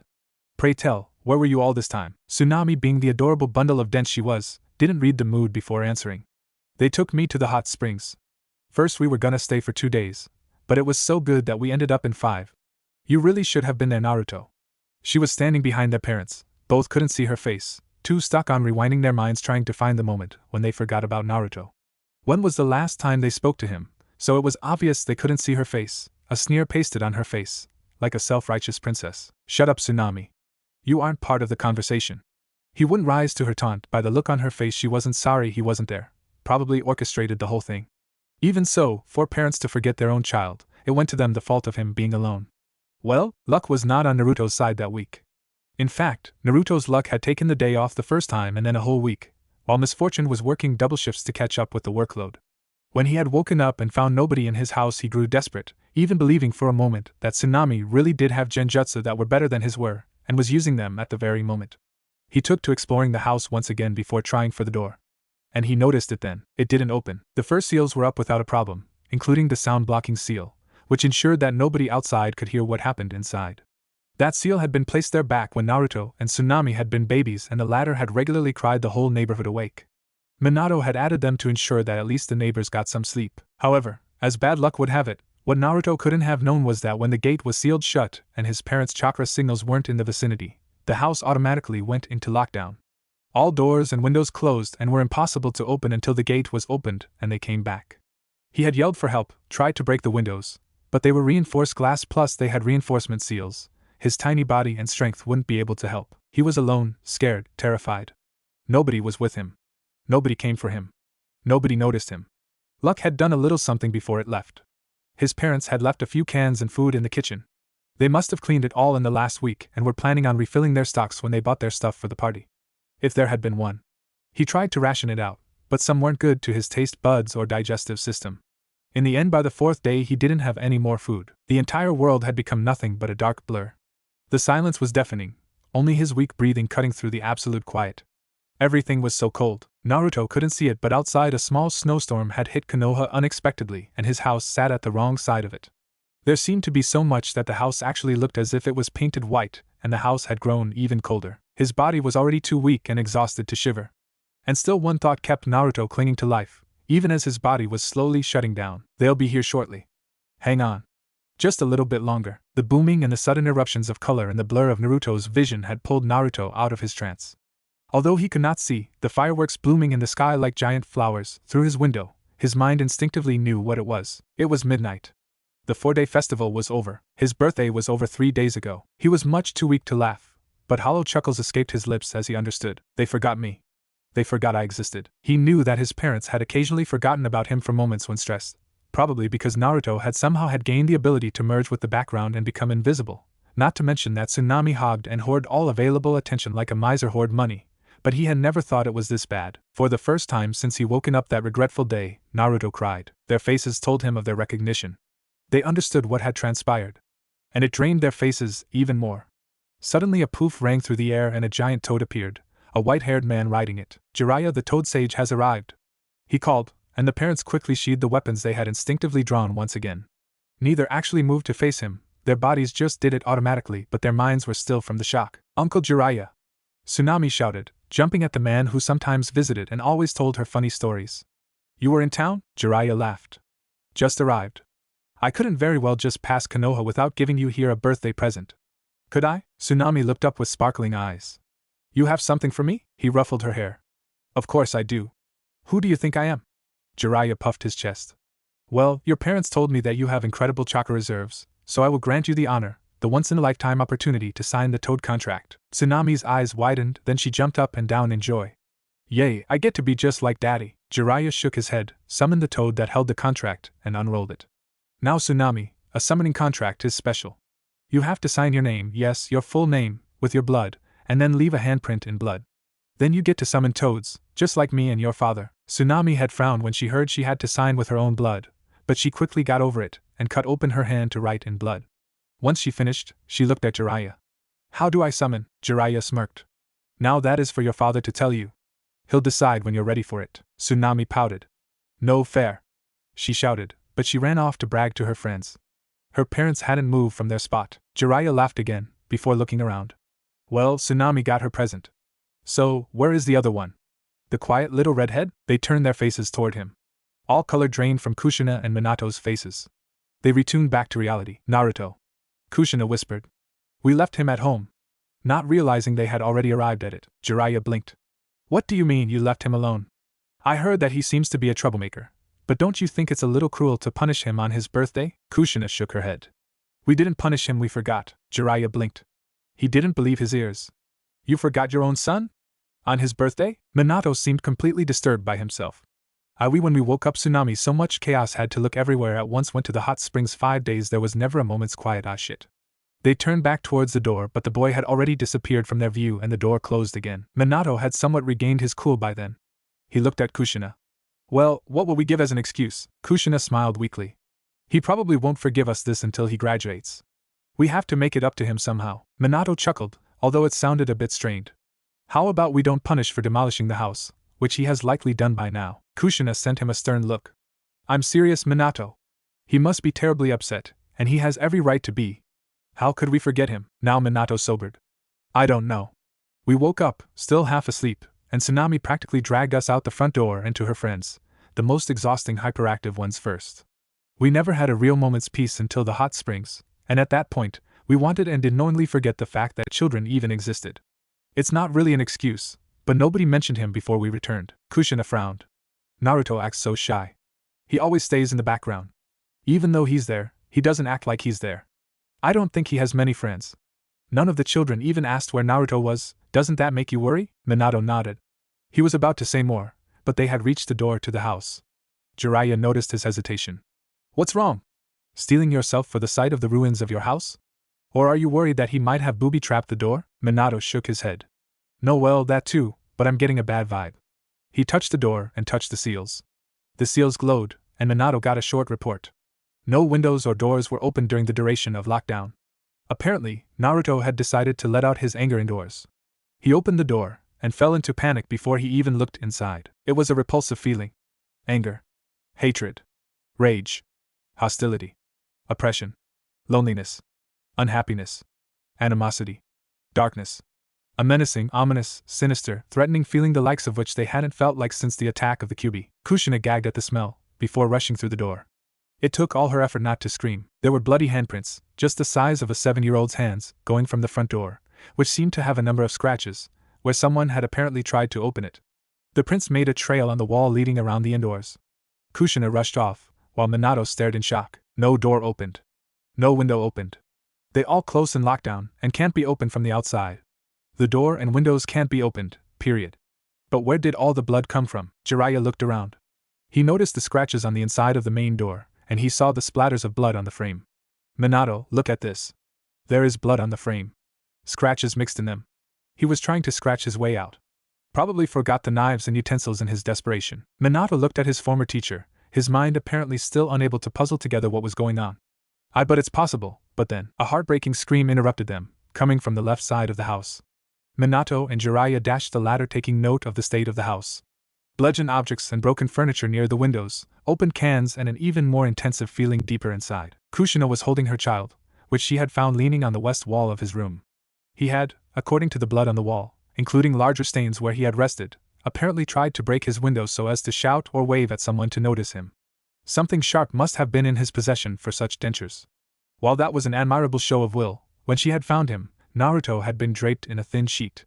His eyes were dull and unfocused, tears leaving their marks on the inhumanly pale skin. Kushina wailed, holding her son, rocking back and forth. He's cold. He's so cold. Minato, help. When her husband arrived, she looked up. Nameless terror was etched on his face. Kami in heaven, have mercy, he whispered. The snowstorm. It must have hit the house terribly. And without us here the house went and stopped working the heaters and all the warmth of the house left it. Jeriah looked between the two of them, before loudly clapping his hands. What are you two doing? We have to get him to Biwako, now. Jeriah himself was the most upset one of them all. Admittedly, his contact with the boy, now that he thought about it, had been non-existent, but he could honestly say that he had no fault in what happened to the boy. He had been the only one, and shamefully for all clans that were visited by the trio, the first and only one, to ask about Naruto's whereabouts, although if he was honest, he only remembered when he had let Tsunami sign the contract, not wanting to look like he preferred a sibling to the other. When they arrived at the hospital, where Biwako always resided in such festivals, because there was always someone, usually a 2 to 3 digit number of some, who drank more than they could stomach, said women dropped a glass she had been holding, letting it shatter on the floor. What the hell did you do with the kid? She asked, enraged. Kushina, still clutching her lifeless son, looked at Biwako. I beg you, save my son. Biwako looked at her. I want an explanation later. She moved a chakra-covered hand to Naruto's head, then to his chest, after prying him out of Kushina's arms and putting him on a stretcher with attached mobile table. Don't ask me how, but he's still alive. She tore open the jacket wrapped around him and touched down on his chest, and her eyes widened. Dear Kami, she muttered. He's too cold. Then her eyes widened. His heartbeat's fading. We're losing him. She placed her hands on the boy's chest, sending weak bursts of lightning chakra to keep the heart going, before looking at the nearest doctor. Prep me a room ASAP. He won't last much longer. The man nodded and ran, Biwako and a squad of medics attracted by the commotion rolling Naruto after him. His parents and Jeriah were not allowed beyond the reception. After nearly 7 hours of surgery, both shinobi style and old-fashioned, Biwako returned to the waiting parents. Jeriah had gone and parked Tsunami at the Yamanaka household, stating that a private emergency made it impossible for Tsunami to stay at the Namikaze compound for a day or two. That was actually true, and he had left before any questions could be asked. Kushina jumped up and rushed to the old woman. How is he? Please, Biwako, tell me he's okay. Biwako snorted. He's far from okay. But fine, I'll fill you in on the details before I demand my explanation about what happened. She took a deep breath. He was heavily injured, to be more precise his arms were, nearly bled dry and suffering from hypothermia to a ridiculous extent. In his limbs, the body temperature was just barely above freezing, the surface temperature of his skin in some cases even below freezing. By all rights and every medical text in the history of mankind, the boy should be dead, but we've stabilized him. What was one of the reasons for his heavy blood loss was that some foreign chakra was stuck in the wounds and prevented the blood from clotting. The boy will live, and surprisingly, there is no damage to his brain. That's where the good news ends. Minato, who had slumped together in relief, looked at her. Why? There is no mental damage as you say, and knowing you, he'll make a full recovery. You fixed worse. Biwako shook her head. No, I haven't. And I said there was no brain damage. There will probably be tons of mental damage. The wounds had been open for hours, probably a day or so as far as I could tell, and the boy must have been conscious to cling to life for that long. So I can honestly say he'll never be the same again. Kushina bit her lip. Can't we remove the traumatizing memory? Biwako shook her head. Not without altering his entire mind. This will leave physical changes, and looking at those will make him wonder where he got them, which will destroy any block we put up in short time. Unless you want to alter every memory in his head to make him think he's always been like that, it's useless. And even then, there's no guarantee it'll actually hold, as we can't delete memories, only suppress them. Minato looked at her. What physical changes? Biwako let out a deep sigh. His career as a shinobi is almost certainly over. Jeriah looked up. Why? Biwako looked at him. Had you brought the boy in immediately or at least no more than 12 hours ago, I probably would have been able to get him back to an almost completely functioning condition. But when you brought him, I had to choose between saving his arms and saving his life. Minato paled. What do you mean? Biwako gave him a stern look. Whatever happened to his arms, it was bad. All the muscles were shredded, most blood vessels heavily damaged. In addition, since the boy restricted the blood circulation to that arm, something that saved his life, a lot of tissue has simply died. What the boy did was obviously only supposed to last for a few minutes, an hour at most. Overall, those arms are a little more than bones with skin plastered to it. The skin had multiple large tears, so the arm lost mass. All that I can probably fix in a week or so. However, the real damage was done to his chakra coils. Jeriah looked at her, no shred of his usual cheerfulness in his eyes. Damage to the coils was always bad. Those were the lifeline of a shinobi, and if there was something wrong, especially in such a vital area as the hand, the shinobi in question was a sitting duck, unable to use any jutsu requiring hand signs. How bad is it? Biwako looked away. They are almost completely shattered all the way up to the shoulder. He had to been using chakra in his hands to use as extra strength for whatever he wanted to do. He simply redirected most if not all of his chakra at them. The body can't handle that kind of pressure. It lost chakra, so it lost heat. He lost heat. His body didn't act fast enough to send blood clots. Those can't be fixed, and even if by some miracle they do regrow, it will be crippled. He may never mold chakra again. The nerves didn't take so much, so he will be able to move them, given time and therapy. But it will take a while for them to move as they were, if they even do so. He might be able to take taijutsu and genjutsu, but anything else that needs chakra will hurt him. A lot. She gave a stern look to all three, who shrank under her glare. Whatever you did, it basically left Naruto a temporary, if not forever a cripple. Biwako was sitting in her office, Minato, Kushina and Jeriah sitting before her, all terribly nervous because of the twitch on Biwako's brow. So let me see if I got this straight. When you two woke up that morning on their birthday, Tsunami was hopping around on your bed, rushing you to hurry up so that she could see her friends. In your drowsy state of mind, you got dressed and left with her, completely forgetting that Naruto was sleeping only a few feet away. Has something like this ever happened before? Is occasionally forgetting your quiet son in favor of your loud daughter on the list of things you do, or did you just pick a lousy time to try something new? Sarcasm was dripping from her voice. Kushina sobbed, but nodded. It may have happened once or twice. Naruto is just so quiet, you completely forget he's there, especially with Tsunami around. That part Biwako couldn't deny, as she herself had once taken 5 minutes to notice Naruto was there when the Namikaze family had come to her for a checkup. Anyways, you sealed the compound when you left, to ensure that no assassin sneaks in while you're away and hides to kill you in your sleep, like that man from IWA a few months ago. With that thought, once again you forgot him and continued on. What about the seals on the house? Minato looked uncomfortable. A spike or surge in a seal array is usually the first warning that something's wrong, but with him inside the house, the seals just assumed him part of the house, or that he wouldn't leave. But the other seals that are directly connected with me and Kushina didn't notice our presence after 12 hours and went into a standby phase, during which everything from the heaters to the appliances also shut down. Also, not only the gates, doors and windows, but the walls and my entire house are connected through that array, which means there are almost 10,000 individual seals that went into protection and detail. I would have to carefully analyze to find the one seal that is the main component and change each one connected to it, so that the kids would also be recognized as part of it and not deactivate. Since they were usually with us, I didn't find the reason for it. Jeriah nodded. That is how it works. A surge would suggest that one looks over his arrays in the house, but it didn't happen, hence they didn't know something was wrong. Biwako sighed. Anyways, you then visited a dozen or so compounds, and because all of the children running around there, you didn't have time to think of Naruto. And nobody in any of the compounds asked where Naruto was either, or even had a present for him. Is that right? Slow nods answered her. She took a deep breath. And then you went to the festival, where practically the entire village welcomed you, and again, nobody thought of Naruto. You let the kids run around, and when you had your free and calm moment, you and Tsunami decided to leave to the hot springs and pretend your problems did not exist, is that right? And Jeriah, who I know has been in the country for at least 3 days, decided he'd rather go peep on women in the minor hot springs rather than visit his godchildren. Meanwhile, Naruto got stuck in his own house, with no heat, no food and no one to help or hear him, and spent his entire birthday and following week alone. And let's not forget, the only present he got that day, the ones locked up in your compound don't count, was a crippling injury and the end of his career as a shinobi, long before it officially began. Does that about sum it up? All three looked at each other. It sounded horrible when Biwako said it like that, but they couldn't really say anything, because that was essentially what happened. So they slowly nodded. Biwako looked ready to explode, but with inhuman effort, she managed to rein her temper in. She took a deep, calming breath. Name one reason why I should not pick up this desk and whack you all with it until you look like triplets. She pinched her nose before turning to the door. Taji, I don't care what you think about it, I need sake right now. Asterisk. As it turned out, Taji had been eavesdropping, and for once actually agreed with Biwako. When shit like this happened, alcohol was a good friend to lean on. She brought a bottle and 2 cups, one for Biwako and one for herself. She wasn't a heavy drinker, but you don't spend years with Biwako without learning how to hold your liquor. Biwako finished her first cup in one go, before looking at the downcast parents plus godfather. You've caused a wonderful mess. Now you deal with it. You three decide which one of you gets to explain to Naruto that he might never be shinobi, and especially why.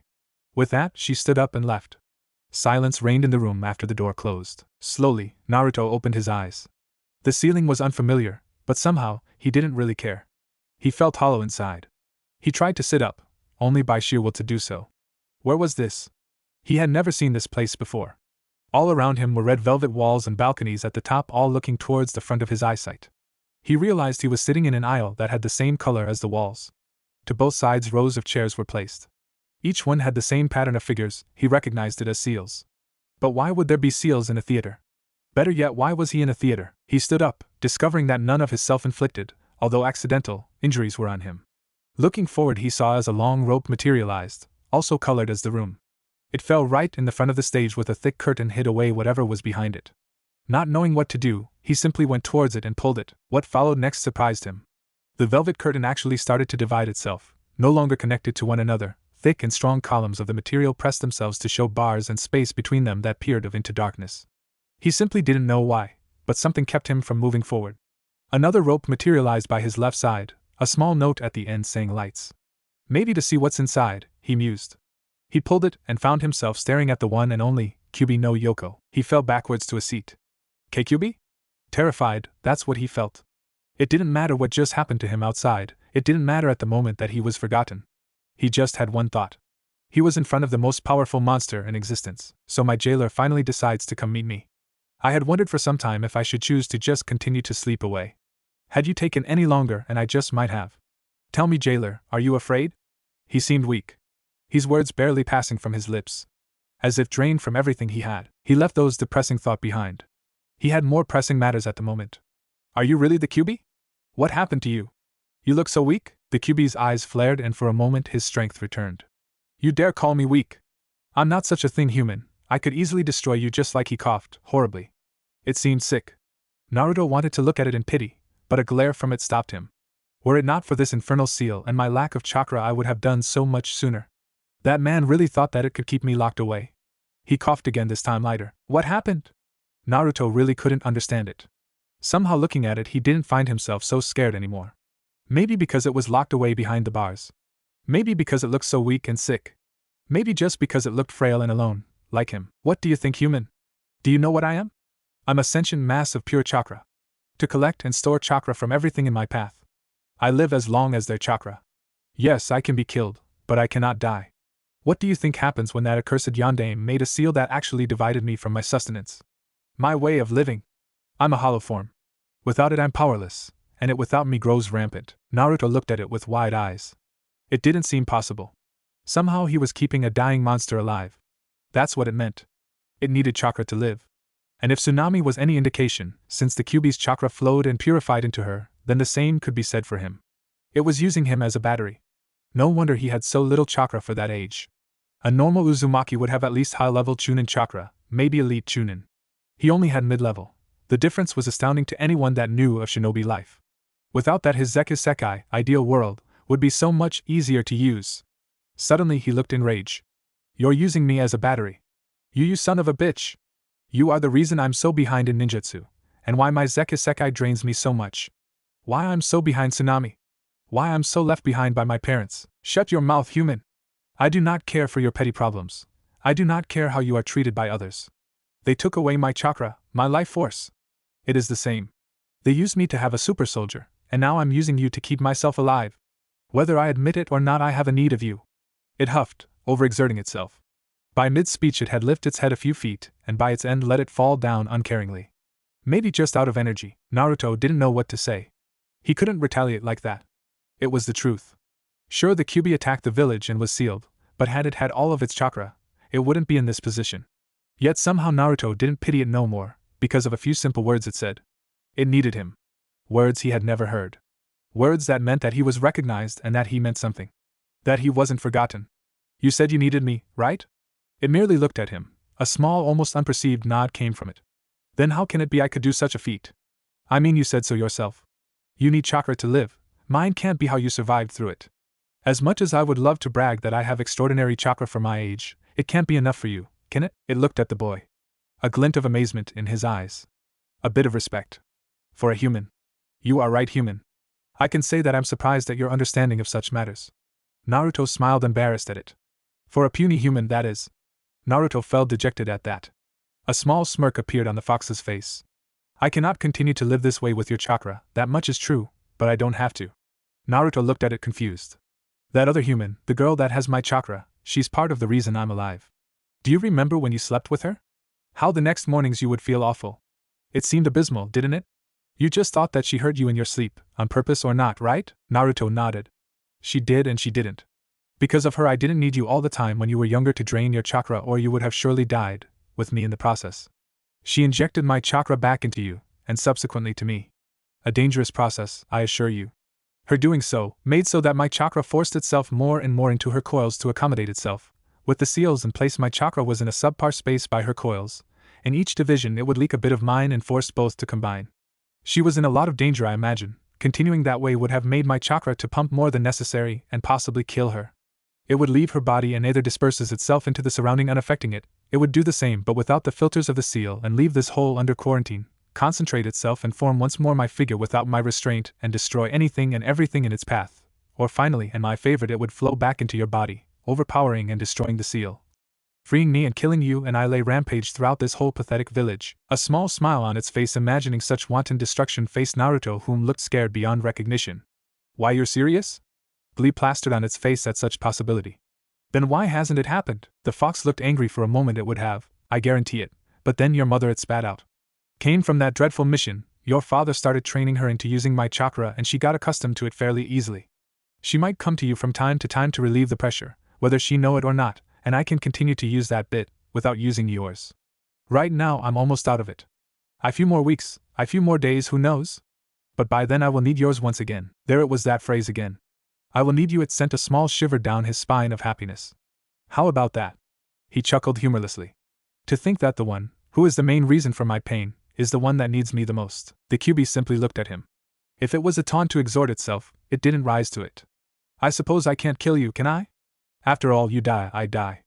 Your courage is impressive, little boy. Yes, I suppose it's true.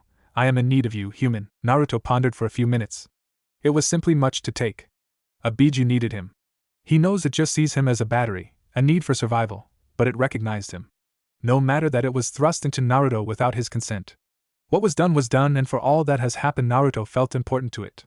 He felt he could like it and fraternize it. At least so it didn't see him as an enemy. It was locked away inside. Surely it would not want to be lonely. Naruto knew that feeling all too well, and no matter that it was the most powerful monster in the nations, it could still feel loneliness. Do you wish to be free? It looked at him for a moment, trying to believe he didn't say something wrong. That the boy wasn't trying to trick it. It didn't see that. The boy was honestly just asking him, a hint of curiousness in his voice. Of course. What being would love to be imprisoned in such a way? Even I have a wanton for the fresh air, to feel the earth, as it crushes itself under my weight and power. I wish to be again under much. Naruto nodded understandingly. What about your family? Of course. It doesn't matter that I hate Shikaku, or that Manatabi scares the hell out of me with her hormones. They are my family. Whether I want to or not. Everybody has a family. Naruto's sweat dropped at that. There's always someone like that in your family. Do you wish to be reunited with your family? Yes. Very well then. He closed his eyes as if coming to a decision. We will grow stronger. We will reunite your family and extinguish the idea of Jinchuriki. The resolute vow that changed the world's course. Slowly, Naruto opened his eyes. The ceiling was unfamiliar, but somehow, he didn't really care. He remembered what happened. The fox told him what was happening outside of his body, somehow able to sense the intentions and emotions of others. He tried to sit up, but dropped back into the cushions, realizing that it was futile. He felt weak, horribly weak. Had Tsunami crawled into his bed again? That would have certainly been good for the QB, but it didn't mention it before he resurfaced. No, he was alone. Also, this wasn't his room, so he couldn't be in his bed. Why was he here? Then it slowly came back to him. Everything, not as it was told by the QB, but his own memories. He remembered the feelings he had, the helplessness of being alone. That they forgot him for 5 days straight. He remembered running around, using the lamps in the living room as lances to try and break the windows. The pain of scratching at the door, the despair so extreme he hadn't thought to use anything else. The unbearable pain in his arms. That he remembered well. Most was a blur. What key points he remembered were the unparalleled cold and the sounds of the beautiful fireworks marking the end of the festival. Breaking through darkness while loud booms broke the silence that reigned for what seemed like an eternity. He had laid there on the floor, and for the entire day, for his entire birthday, and for those 5 days, and nobody had come for him. His parents had just let him lay there, hunger striking every second and to bleed out. That Tsunami didn't say anything, even if she remembered, wouldn't surprise Naruto. She was becoming unbearable. Still, a part of him could not believe what had happened. That part was dying off quicker than his glutton of a sister could devour a bowl of ramen. But a part of him had still held disbelief of the parents that would always be there when you really needed them, and that part was crushed. Naruto looked down to his arms. They were in a cast. Well, he had suspected that his muscles were broken or disfigured. Probably the tissue and blood veins as well. Good thing that for all his genjutsu Budzeku Sekai, he no longer needed hand signs. Well, he needed eye contact, concentration, and some obvious gesture to get it to work, and they were only low-ranking ones, but a success was a success. Even more so since Naruto was now on his own. While he knew that his parents, who had to have brought him here, as they were the only ones who could open the door, would probably not discard him, from this point on, the only person Naruto would trust and rely on was Naruto. And maybe the fox. Never again would he give anyone a chance to betray him like his parents had. And speak of the devil, the door opened, and 2 patches of yellow and red with 2 people attached to them entered Naruto's field of vision. Strangely, the sight of his parents filled Naruto with no more emotion than he had before. If anything, his emotions seemed to fade away. Minato and Kushina entered the room. To their surprise, Naruto was awake, something Biwako had said she was not sure if it would happen within the year, depending on how long Naruto's mind would need to get over the shock. Was his almost immediate awakening a good sign for his recovery, or was it bad that it only took a few hours to get over the feeling of being effectively abandoned by his parents in his greatest hour of need? Minato gulped. "Hi Naruto." The boy didn't answer. He simply laid in the bed. Biwako had said that the boy would probably feel extremely weak because of the amounts of blood he had lost, so it was unlikely he'd be sitting up if he woke up earlier than the day after tomorrow. But the silence was unnerving. Kushina tried again. "How are you feeling?" Naruto's brow raised a fraction of an inch. Kushina cursed herself. It was a stupid question. Naruto looked at her with those strangely empty eyes. "How long?" he finally asked. Kushina blinked. "How long until what?" "Until my arms are healed," Naruto replied. Kushina and Minato exchanged a glance, each not wanting to be the bearer of the news. Minato grimaced before slowly replying. "It'll take time. A lot of time, I'm afraid. For now, you may want to learn how to operate with care." Naruto slowly nodded.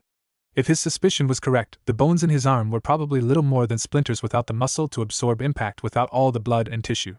Fixing all that would probably take weeks, and then he had to go through rehabilitation. All in all, months would probably pass before he was back to normal. Kushina fidgeted. "Naruto, sweetie, please speak with us," she pleaded. This silence was more than she could take. Naruto looked at her. "Fine. Where were you this last 5 days?" Kushina looked as if she had just been slapped. Minato helped her. "We regret this, we really do. Tsunami said it yesterday, do you remember?" Naruto looked at them curiously. "It must have been my Genzabunshin no Yoroi. I didn't imagine it would last so long. I was not awake, at least not consciously." They flinched at that. Naruto gave both her and his father a cold look. "I waited, but you did not come. My birthday passed, the storm passed, the fireworks went off, and you still weren't there." With that, he closed his eyes and let himself fall into the darkness. The conversation finished from his point of view. Kushina was pale as a ghost. Her lips moved, but no sound escaped them. Naruto had really stayed conscious the entire time until their return, suffering through what Biwako had said could only have been living hell, waiting for them. Minato, equally pale, took his wife's shoulder. He tried to speak, but his mouth was so dry, it took him 3 tries. "I don't think he wants to see us right now." Kushina nodded and they left. That night, either of them slept. 3 days later, Naruto was cleared by Biwako to go home, with clear instructions of taking it easy, not doing any strenuous activity for longer than 5 minutes, putting absolutely no pressure on the arm and not try and channel chakra with it. Naruto nodded, understanding the need of leaving the arm alone to heal. Of course, that didn't mean he would just sit back and watch his muscles degenerate. He would do bits of light exercise, and continue with his genjutsu. He would not channel any chakra into his arms. The doctor didn't say such things without a reason after all, but the rest of his body was fair game. And seals were something he could work on without putting strain on his body. Also with his memory, if he strained himself he could keep them safe until he could write again. Good thing too, his calligraphy would not be impaired by this circumstance. And he could still draw and paint, albeit barely. He had started recently, and it had taken him a while to figure out how to mix colors and create a picture without making a mess out of both himself and the canvas, and he needed more practice. But nobody could say he had no hobbies outside of ninja work. It was also a perfect disguise, as artists were some of the few people who wandered everywhere and roused no suspicion when looking around or checking out places in detail. During the next week, he improved on his art, although those did not last, as he managed to make a, for his standards, complicated array that summoned the paint back into their jars when Naruto was done. It gave him the opportunity to practice without wasting paint or canvases, thus saving money, and doing so in secrecy, as whenever Minato and Kushina entered, all they saw was a blank canvas, a remain of something that Naruto, so they believed, once planned to start but never really did. It also kept everything clean, which was another plus. Still, his arms were a bother right now. It didn't hurt, but it was a handicap that barred him from a few things he wanted to do, not only unarmed combat, but swordsmanship, and what left a bitter taste in his mouth despite not really expecting anything from his parents anymore, jutsu lessons. With no hand approach as said by Biwako, he couldn't form the hand signs needed for new jutsu or channel the chakra, meaning Tsunami was slowly starting to get ahead of him in those aspects, especially now that his parents could completely focus on her during those lessons and correct her mistakes. Remembering when he had come for the usual lessons, only to be sent away, still upset Naruto, not that he showed it to anyone. Flashback. He had been about to enter the dojo, but his mother stood before him, looking regretful. "I'm sorry, Naruto, but right now you're in no condition for swordplay." Naruto was upset. "Why not?" Kushina sighed. "Naruto, I'm not trying to be mean, but you're not in a condition to fight. Your left side is an obvious weakness you can't defend, your right can barely hold it for so long. You can't even correctly hold a sword. Please understand, it's just not possible." Naruto's expression turned emotionless. "And whose fault is that?" he asked bitterly. Kushina's lips moved, but whatever she had wanted to say got stuck in her throat. Naruto turned away. "Never mind," he muttered. "I understand perfectly." He walked away.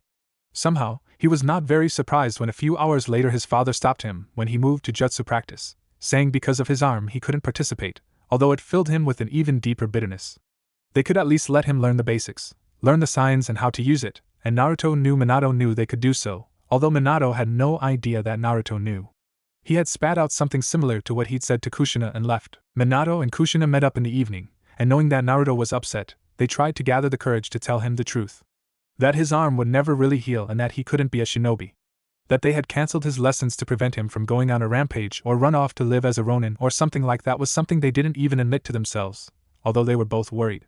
Without any real ability or skill, they knew that Naruto would be less likely to run off and get himself killed, as he was smart. Still, either could shake a bad feeling. Yendi. But that was not to say that Minato and Kushina didn't look out for Naruto. Quite the opposite. After he returned home, there was constantly at least one of them around him, unless it was time for the now solely devoted to Tsunami training or shinobi duties, looking out for him and offering assistance wherever he may need it. While weeks ago that would have been the fulfillment of Naruto's wildest dreams, things had changed. Now they buzzing around him because of their guilty conscience annoying Naruto.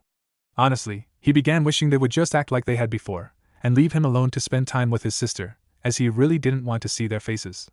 That's not to say he didn't use opportunities when they arose, as on the first day home, he had asked his father for a written permission to use the library, and got it. The man had been on such a guilt trip when seeing his son dragging his body into the house, the left arm little more than a mess of bandages, that he probably would have even signed his own execution. Naruto had used that permission as a reason to spend as much time as possible out of the house, most of it in the library, but he also simply wandered through Konoha.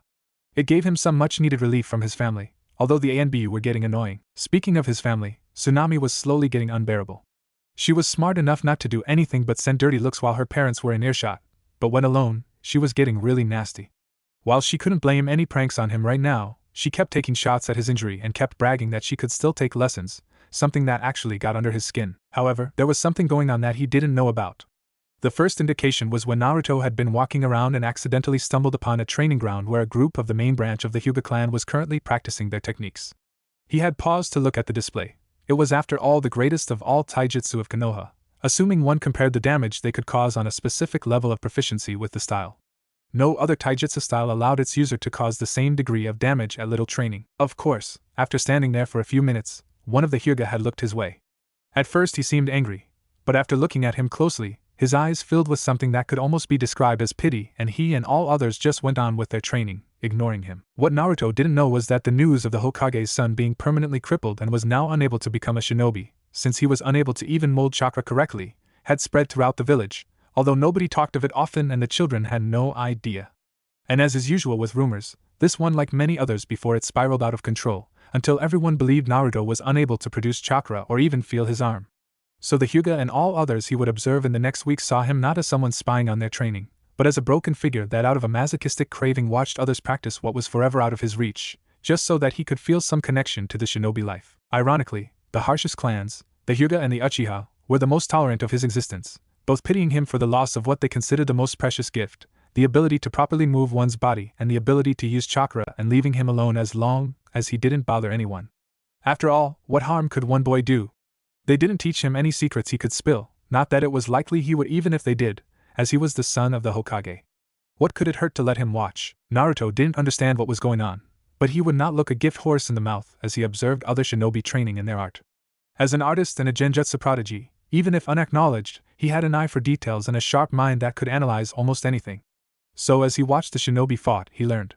He saw how they moved in combat, how they used their bodies to put maximum power into their attacks, how they aimed for the points that would do the most damage, how they held themselves when they threw different weapons, how they held and moved their swords, and what basic principles allowed the different techniques to work. He also memorized hand signs, picking the jutsu apart to see how they worked. Just because he intended to be a genjutsu and seal master didn't mean he had to be helpless if he for whatever reason was not able to use either. However, with his careful observation, he was slowly gaining another ability that he himself did not know about, but would perfect in the following months and years.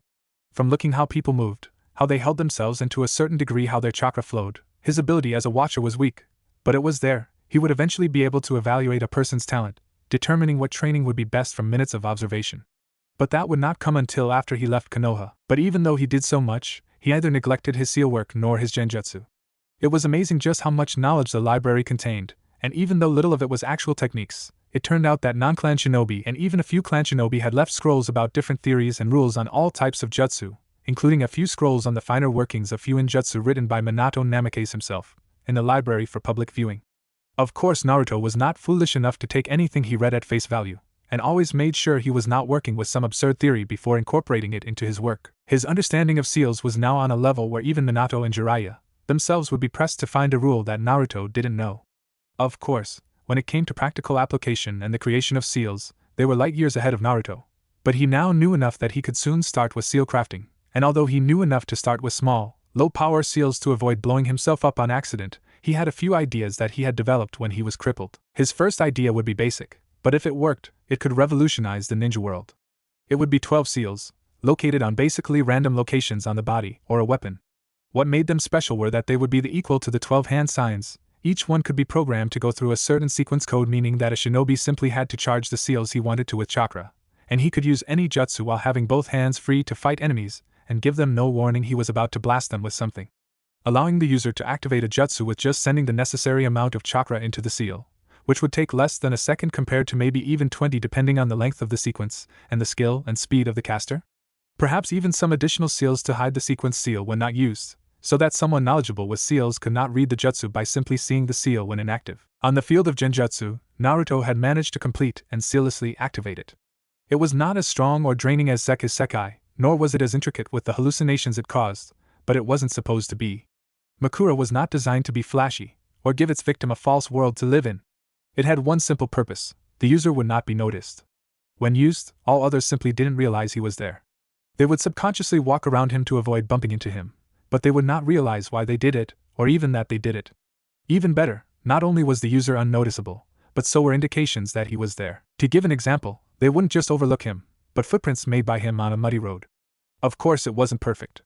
Assuming he activated a security system that raised an alarm, the people would notice the alarm and realize there was something wrong. Although they would not directly see him, at that point they would assume there was a genjutsu and dispel it. Also, if he slapped someone, they would feel it and again know he was there, even if they couldn't immediately locate him. So it couldn't be used for assassination, or at least he needed a different trick to escape the crime scene. Still, It was invaluable when walking around the village without the Anbu on his heels, although he didn't dare enter clan compounds or the Hokage's tower with it. His efforts to cast genjutsu using a catalyst other than sight were currently not going so well, but he knew it would take time. By now, his bones and muscle mass had healed, thanks to that old woman and her assistant that regularly checked on him in the hospital. But to his frustration, the nerves had apparently been damaged and he could barely move his arm from the elbow up, nor could he channel any chakra through it. Naruto eventually realized that he liked his lunches in the wild outside more than his dinners with the family.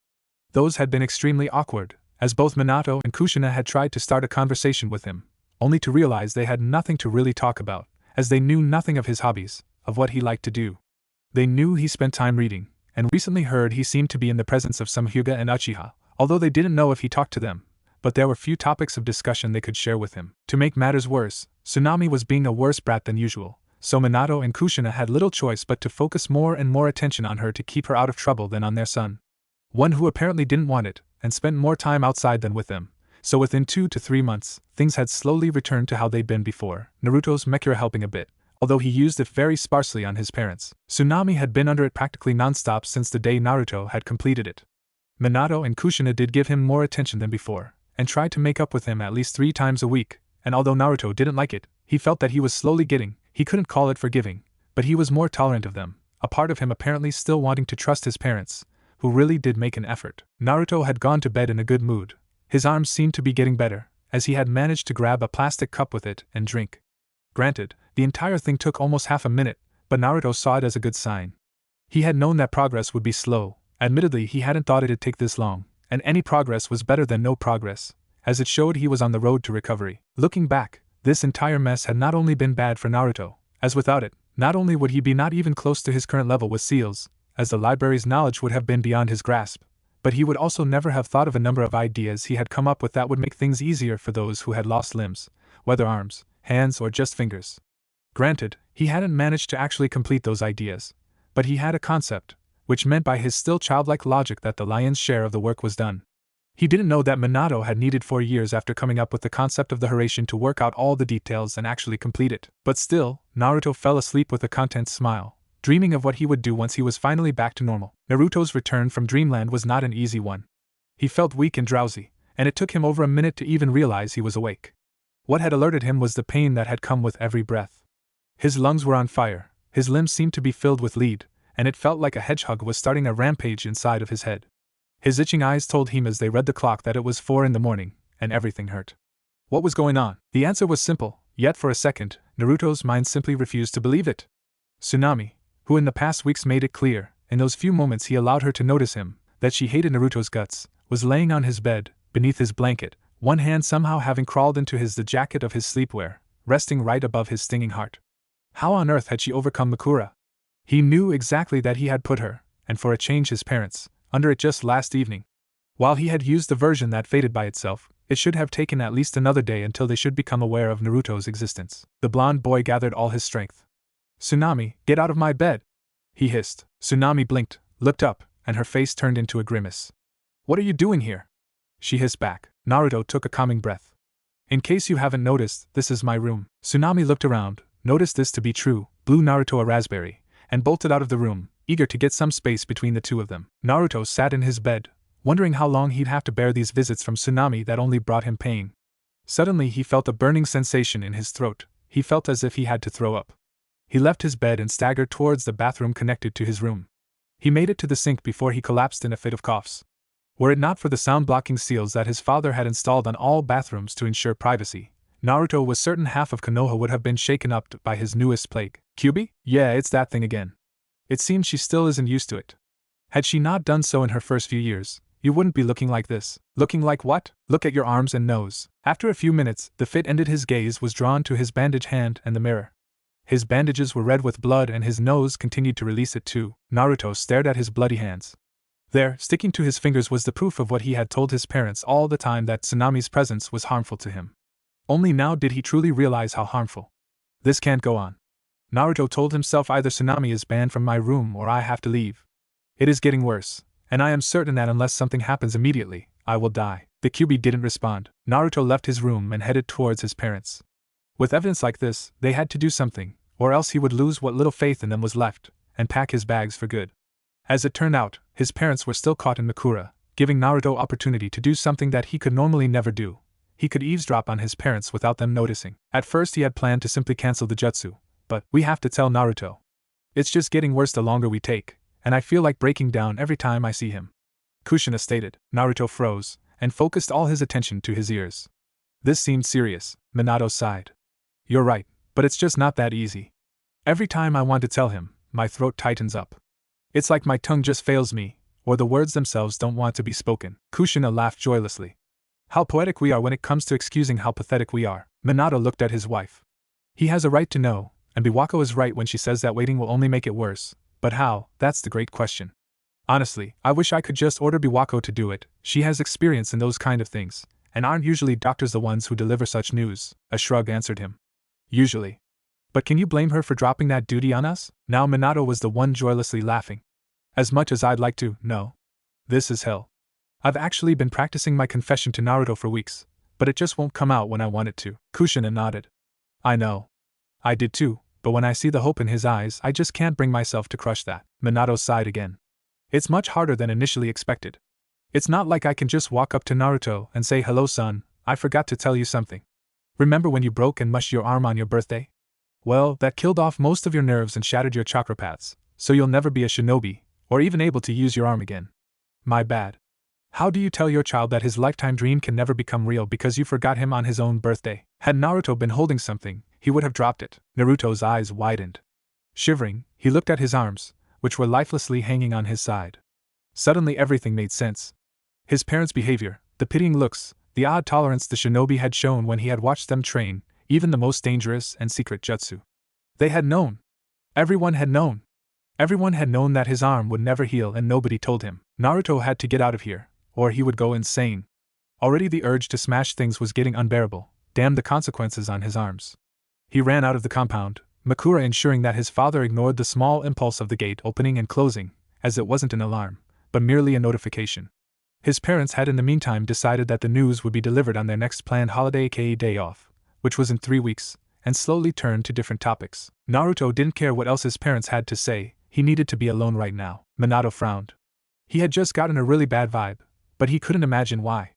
He checked the impulses of his seals, having learned from the birthday catastrophe to trust his gut more than his head in such situations, but there was nothing out of the ordinary. So whatever it wasn't in the compound.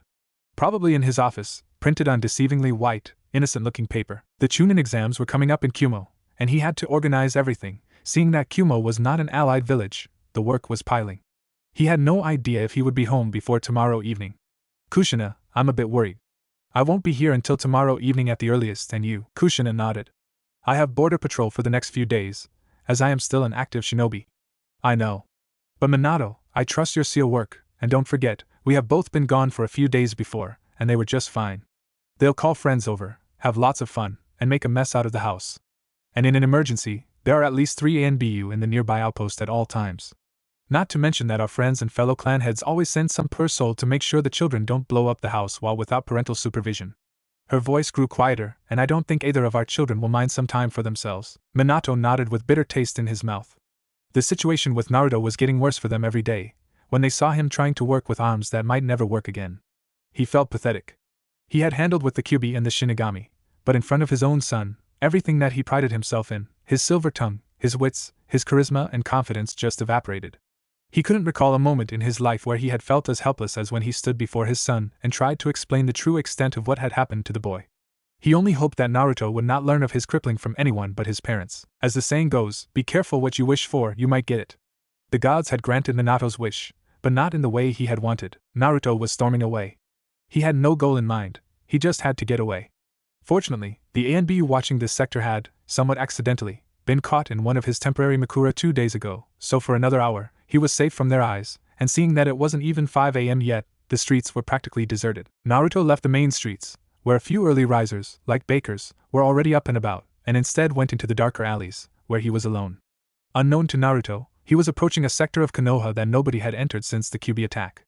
It wasn't that they didn't want to, but in this sector, the Kyuubi's Yuki had gathered and seemingly gained a mind of its own, leeching onto any living being that entered it, and draining it dry, even converting the victim's flesh and bones into energy, leaving nothing behind but agonized cries that stopped abruptly. Of course, the Yuki's territory had been fenced, But as fate would have it, the part of the fence on the side Naruto was approaching from had been destroyed, and since nobody ever went even close to that sector, nobody had found out and repaired it. Naruto was blissfully ignorant of what trouble he was in as he walked through the fence's remains and into what had been termed the dead zone, still upset about what he had learned.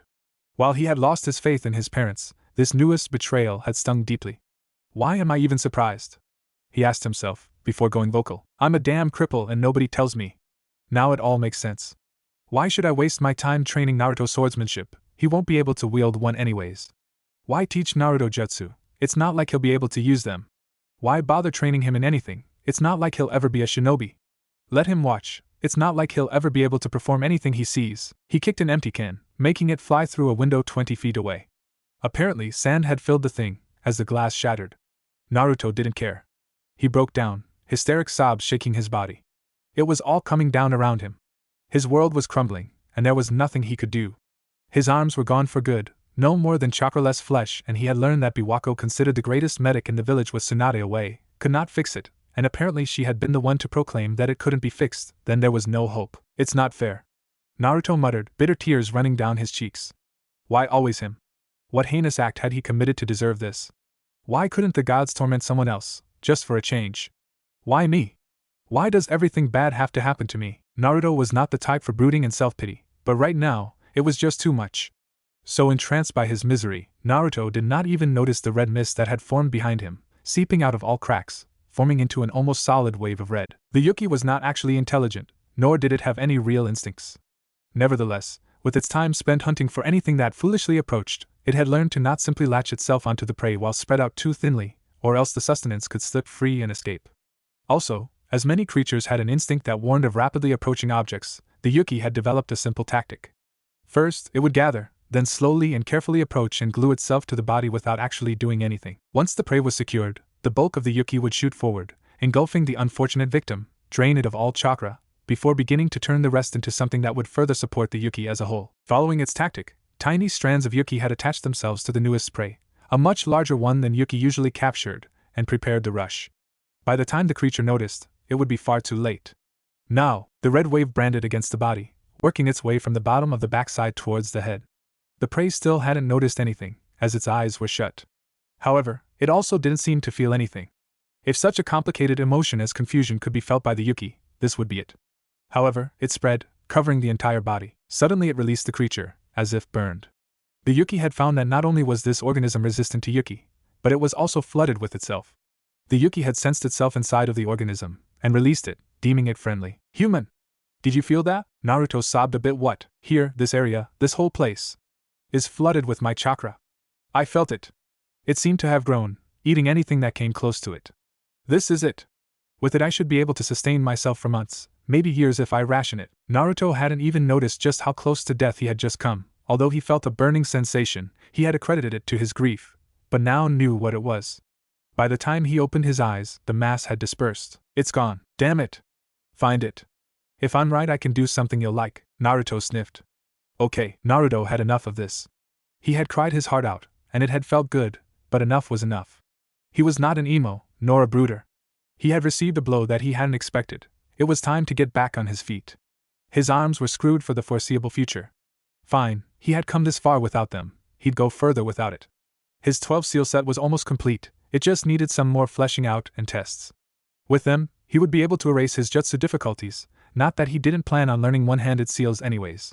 As for taijutsu, there was always a way, he just had to find it. Still, this newest betrayal had hit him hard. He hadn't noticed it, but he had been starting to let his parents back into his heart, which made it all the more painful. Naruto realized that this was the first time since his birthday that he was actually angry with his parents. He had been displeased and annoyed, but never truly angry. He had allowed his parents to hurt him again. Fool me once, shame on you. Fool me twice, shame on me. Rest assured, it won't happen again. Naruto muttered to himself. To him, his blood relatives would from now on be nothing more than landlords and unwanted roommates, and if turned out that he couldn't heal his arm here, or if it healed, he was out of here, he didn't have to worry about time. For one thing, he hadn't even entered the academy, and from his F.A. Minato Namake's words, he wouldn't be entering it, so there was no hurry to leave. He would be a civilian, and civilians had the right to leave whenever they dang well pleased. They couldn't make him a missing nin, as he had never served Konoha, and thus could not desert it. The only potential problems were the clan laws. Every clan member had the right to leave and go elsewhere without leaving the clan as long as they weren't bound otherwise, like with shinobi duties. That was the reason the Hyuga made such generous use of the Kaganatori no Juin caged bird seal. If they didn't, any Hyuga that was declared a servant would pack his bag and be gone. However, only the clan head could officially release one from the clan, meaning that a Hyuga who left was still a Hyuga, and a Namikaze who left was still a Namikaze. If they made it clear that they had no intention of returning to the clan still had the right to call them into service, meaning that for a set period of time, or until a certain number of missions were completed, the free clan member had to return and serve the clan and the village the clan was allied with. On the upside, once that was done, if the person demanded to be released from the clan, the head had no option but to do so. The man had done his duty, and there was nothing more they could demand from him. Even better, such people could leave the village without any repercussions as long as they hadn't committed a crime, as they were essentially hired on a mercenary basis. The only catch for the clan was that the order to return had to be delivered personally. That didn't mean a clan member had to do it, but the order had to be given in written form, and the one who delivered had to give it directly to the one it was addressed to. However, once the courier had located the recipient, and said recipient realized what it was about, he could not run away, block the courier, or ignore the order. If they found and identified him and had the letter, then the man or woman would have to serve their time. And while the idea of cutting all ties with his relatives sounded sweet, Naruto had no intention of wasting 4 years of his life, as he doubted they'd give him the B-A and S-ranked missions to shorten the time, serving Konoha. So once Naruto was out of Konoha, he would drop off of the face of the earth. He already had gathered a few materials, namely jutsu that could not be dispelled and would change his appearance. And it was his stupid sister of all people who had given him the idea. She had screwed up a henge in the way that she actually transformed into what she wanted, only that the result hadn't been good for her. She had spat blood for 5 minutes, and anyone without the Kyuubi's chakra would have likely been screwed up for good.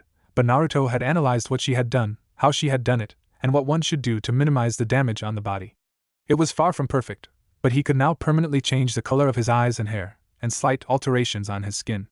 With seals he might make them as permanent as he liked without breaking concentration. Still, he needed to find an outlet for his remaining anger. He looked around, and gave the wall a fairly powerful kick. "What the hell?" he called as he jumped back. Half the wall had collapsed. Naruto looked around, and for the first time realized something. Where the hell am I? He was in a place he had never seen before. The place was obviously abandoned. The buildings looked damaged, some had collapsed, some looked like they had been crushed by something, and nowhere even a trace of life could be found. Naruto knew he hadn't left Konoha, but it sure seemed like it. This must have been a place where you stayed the most in the attack Kyuubi. He looked around, and saw the monument. At least he could orientate himself now. Still, this place was dangerous. He looked through the newly made hole in the wall and blinked. The falling fragments had smashed through what appeared to be a hidden door. Naruto knew he should be leaving, but his curiosity was stronger. He carefully entered the building, prepared to jump out of the way the moment anything rumbled, but nothing came. He noticed that the walls and ceiling were supported by steel beams, meaning that it was fairly unlikely that the whole thing would simply collapse. So he carefully approached the hole in the ground. His suspicion had been right. It led to a set of stairs. Naruto had to climb a bit to avoid the rubble, but he could advance. Who would build something like this? Naruto muttered. What is it? A deserted ANBU base? Maybe this was once a route station, before the Sandaime closed that branch? Rats, I can't even see my own hands, if I only had some light. The next moment, he nearly had a heart attack and jumped up in shock. Torches had lit up, lighting the way to the bottom of the stairs roughly 20 feet down in a ghostly blue light. Naruto looked around nervously. Hello? Is anybody there? No answer. Warg, it's so bright, turn off the torches. Nothing. It's obviously not voice-activated. What else could it be? He looked around, and noticed that there were 2 seals above the step he had just rested his foot on. Apparently they were a detection barrier, sending a thread of chakra between them, and lighting the torches when interrupted. Good. Shit. What if this place is booby-trapped? Hello? I'm lost. Nothing. Naruto decided to proceed, with extreme caution. And indeed, he found no less than 7 traps, ranging from more seal threads over fake stairs to a section of hallway behind the stairs where he had to paint a certain array on a piece of paper before the ceiling came down and crushed him. Finally, he was standing in a chamber, apparently the only chamber, as there were no further paths. Again burning torches lined the walls, sending their flickering light and giving everything a creepy feeling. The room itself was a disappointment for any treasure hunter. There was a stone basin let into the floor in front of him, not big enough for Naruto, but it would be enough to bathe an infant, or wash his face. The far wall had a desk, a drawer packed with folders, and a few broken clipboards that looked as if someone had thrown them on the floor next to a number of odd machines that Naruto could make no sense of. On his left side he saw a row of 6 long cages, each containing beds of varying sizes. The beds in the first 2 were adult size, the next 3 growing smaller until the final cage, in which there were at least 10 cribs. What was odd was that all were fastened with leather straps, as if to keep them in bed. Perhaps this had been a station for insane ninja? The wall on the right, on the other hand, gained Naruto's attention. It was filled with jars containing a liquid that in this light looked greenish. All jars were made of glass, the same size and labeled. It was also the wall closest to the basin. Naruto approached, looked if there were any traps. Seeing none, he grabbed the closest jar and held it to his face, trying to decipher the writing. Who wrote this, a chimpanzee? Even Tsunami doesn't write this bad. Let's see, Kurarama? I have no idea what that's supposed to be. K+. What's that supposed to OUCH? The glass had become brittle with the years of exposure, and when Naruto tightened his grip, it shattered. A few splinters pierced into his flesh while the liquid splashed everywhere. Warg, yuck! I think I swallowed some. You. Tastes worse than the medicine for my arm. I didn't think it was possible. He looked around for something to rinse his mouth with, but came up empty. He dropped the broken glass and looked at his palm. It wasn't too bad, only one of the glass fragments had pierced into his flesh, and enough was sticking out for Naruto to carefully grab it with his teeth and pull it out. It bled a bit, but otherwise it seemed fine. He'd get it disinfected later. Human, it's here. It's really concentrated here. Don't leave. It might attack you. Leave it for now. I'll take care of it. He looked around and saw that one of the jars was not standing in the cabinet like the others, but on the desk. More careful this time, Naruto approached, not touching it. He read the label, and it was a different one. He frowned to make out the kanji. Accelerated. Whoever wrote this needs lessons badly. Wait, is that supposed to mean recreation? Accelerated recreation? Then maybe the other thing wasn't Kurama, but cure, and the name of some disease. Is this stuff? He looked at the jar's medicine? His eyes wandered to the bottle of accelerated regeneration, to the basin, and back again. Then he carefully picked the jar up, carefully as if it was a little bird, and carried it to the basin. He pulled off the lid, and poured it into the basin. Medicine works best when directly applied where it's supposed to work, so he looked around, before picking up a shard of glass and making a shallow cut on the back of his useless left hand. Then he lifted it up and let it soak in the liquid, prepared to pull it out on a moment's notice if something bad happened. After all, it was not like his arm could get much worse. Still, better safe than sorry, so he cut off the arm's circulation before letting it take a dip. If the stuff was really bad, he'd make it outside before collapsing, seeing that the traps were deactivated. Then he would most likely be found before anything horrible happened. Who knew, he might actually reach the hospital himself. Whatever you are doing, keep doing it. It seems to be curious. Great Naruto, very optimistic. He scolded himself. Then he hissed. The pain wasn't unbearable. It was really like being disinfected with alcohol. It burned and stung, but one could grind his teeth and bear it. Still, Naruto was about to pull out his hand, when he noticed something. Wait, am I hallucinating? He narrowed his eyes, blinking a tear of pain away, and had a closer look. Yes. The cut was getting smaller. It was a slow process, so slow that one really had to focus to notice, but it seemed to be working. In fact, Naruto felt the stinging pain wander up his arm, and had to grin despite the pain. Even though it was pain, Naruto had never had more feeling in that arm since he woke up in the hospital. The only reason for such feelings was that his nerves were healing, even if just a little bit. He looked at the jars again. If all of this was medicine, and here a part of Naruto that had been practically removed by his life reared its head. In this moment, he was no longer the calm and collected prodigy. The minor and very painful success on his arm had made him giddy, and reduced him to what he physically was, a child with free pick in a toy store. A lot helps a lot. Naruto muttered as he grabbed more and more jars, pouring a bit of everything into the basin without even looking at the in any case unreadable descriptions, a wide grin on his face.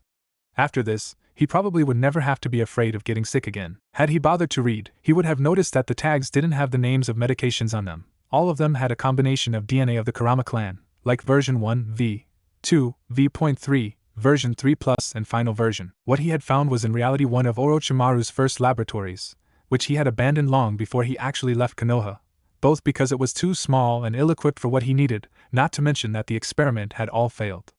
At the time, Orochimaru had gathered genetic material from the Kurama clan, leaving the other clan's DNA in his other lab, from anyone he could find that had anything special, and used it to create a mixture that, so was the plan, could grant the abilities to other people who did not originally possess it. While he had been able to create the solution, all attempts to inject it into another person had failed. The solution did its job, but the body rejected the changes, causing death. Orochimaru had used younger and younger hosts, eventually resorting to building incubators and letting embryos absorb the liquid, but not even they were able to withstand the changes. When the last one died, Orochimaru had given it up. This was not the way to gain Kekkei Genkai, so it was of no use. Originally he had intended to destroy the place, but before he got the opportunity, he was deployed in war, so he had just removed all traces that indicated just who had been working here and left.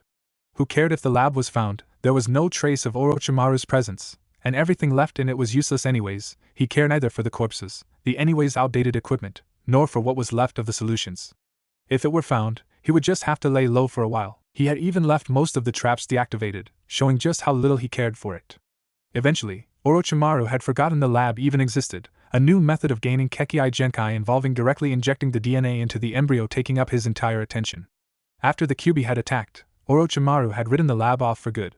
If it still existed, all evidence would be eroded away by the Yuki residue by the time anyone entered it. Now, due to unique circumstances, Naruto's body was filled with Yuki of the Kyuubi, which was flowing fairly docile through his system because of his sister's attack earlier on, as the goal it was supposed to do was not destruction of the carrier, but in fact toughening him, or, if you considered who it was supposed to be in, her.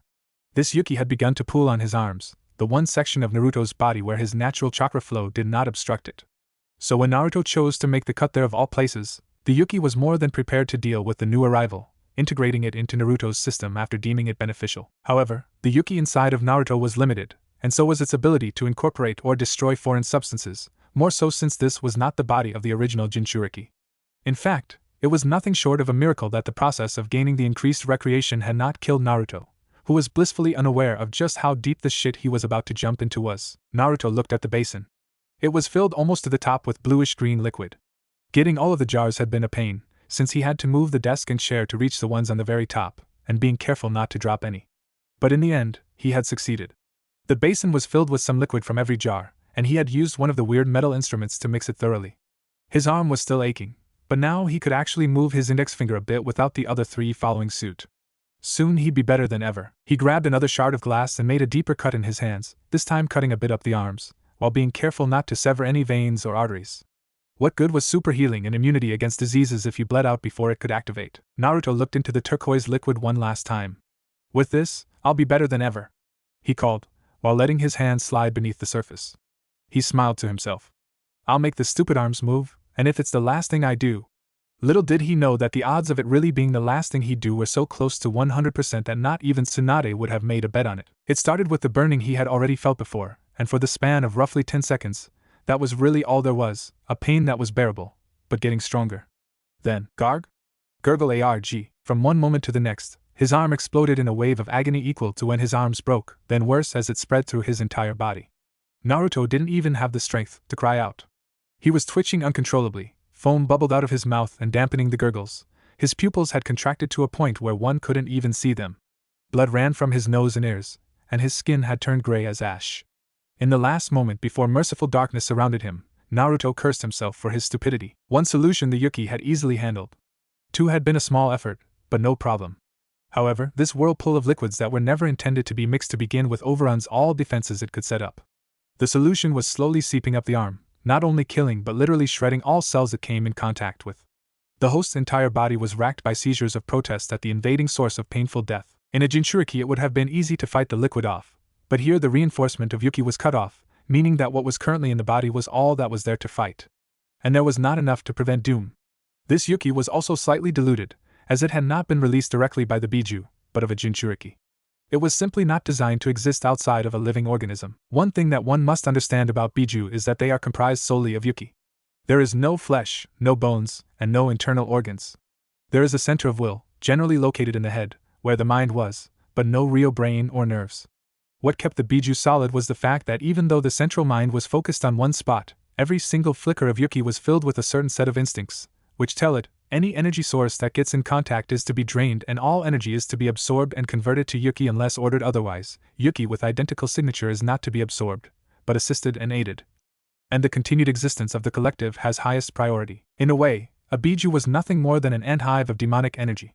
There was the central mind, the queen if you will, and the remaining Yuki was the workers and soldiers that absorbed nourishment for the creation of more Yuki, and for the simple Yuki, there was no hesitation when it had to separate from the main body to deal with an attacking force, even if the price was its own existence. However, for Yuki that for whatever reason was left behind, the last order changed. Since there was no central will, it gradually changed its main goal to self-preservation until reuniting with the main body is possible. These leftover Yuki was important for the Biju, since such Yuki gained intelligence, and could at the time of reuniting very well be smarter and more knowledgeable than the main body, in which case the information and intelligence was shared with the collective to ensure that the mind was strengthened. When a Biju was sealed inside a living host, it generally absorbed information from the host's brain to increase its own strength, a two-edged sword. The information was not mere knowledge and intelligence, but also personality up to a point.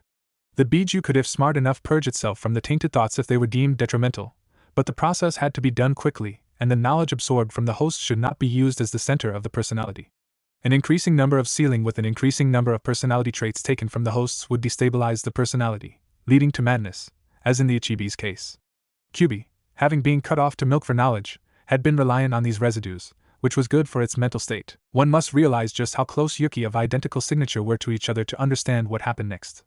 The Yuki in Naruto's body was getting overwhelmed, and knowing that it needed this host, did something unusual for Yuki residue. With Kyubi's permission, it sent a wave of its own as a distress signal at the large mass of itself just outside. The entire mass of Yuki in Konoha spread out thinly over a space of more than a square mile seemed to look up.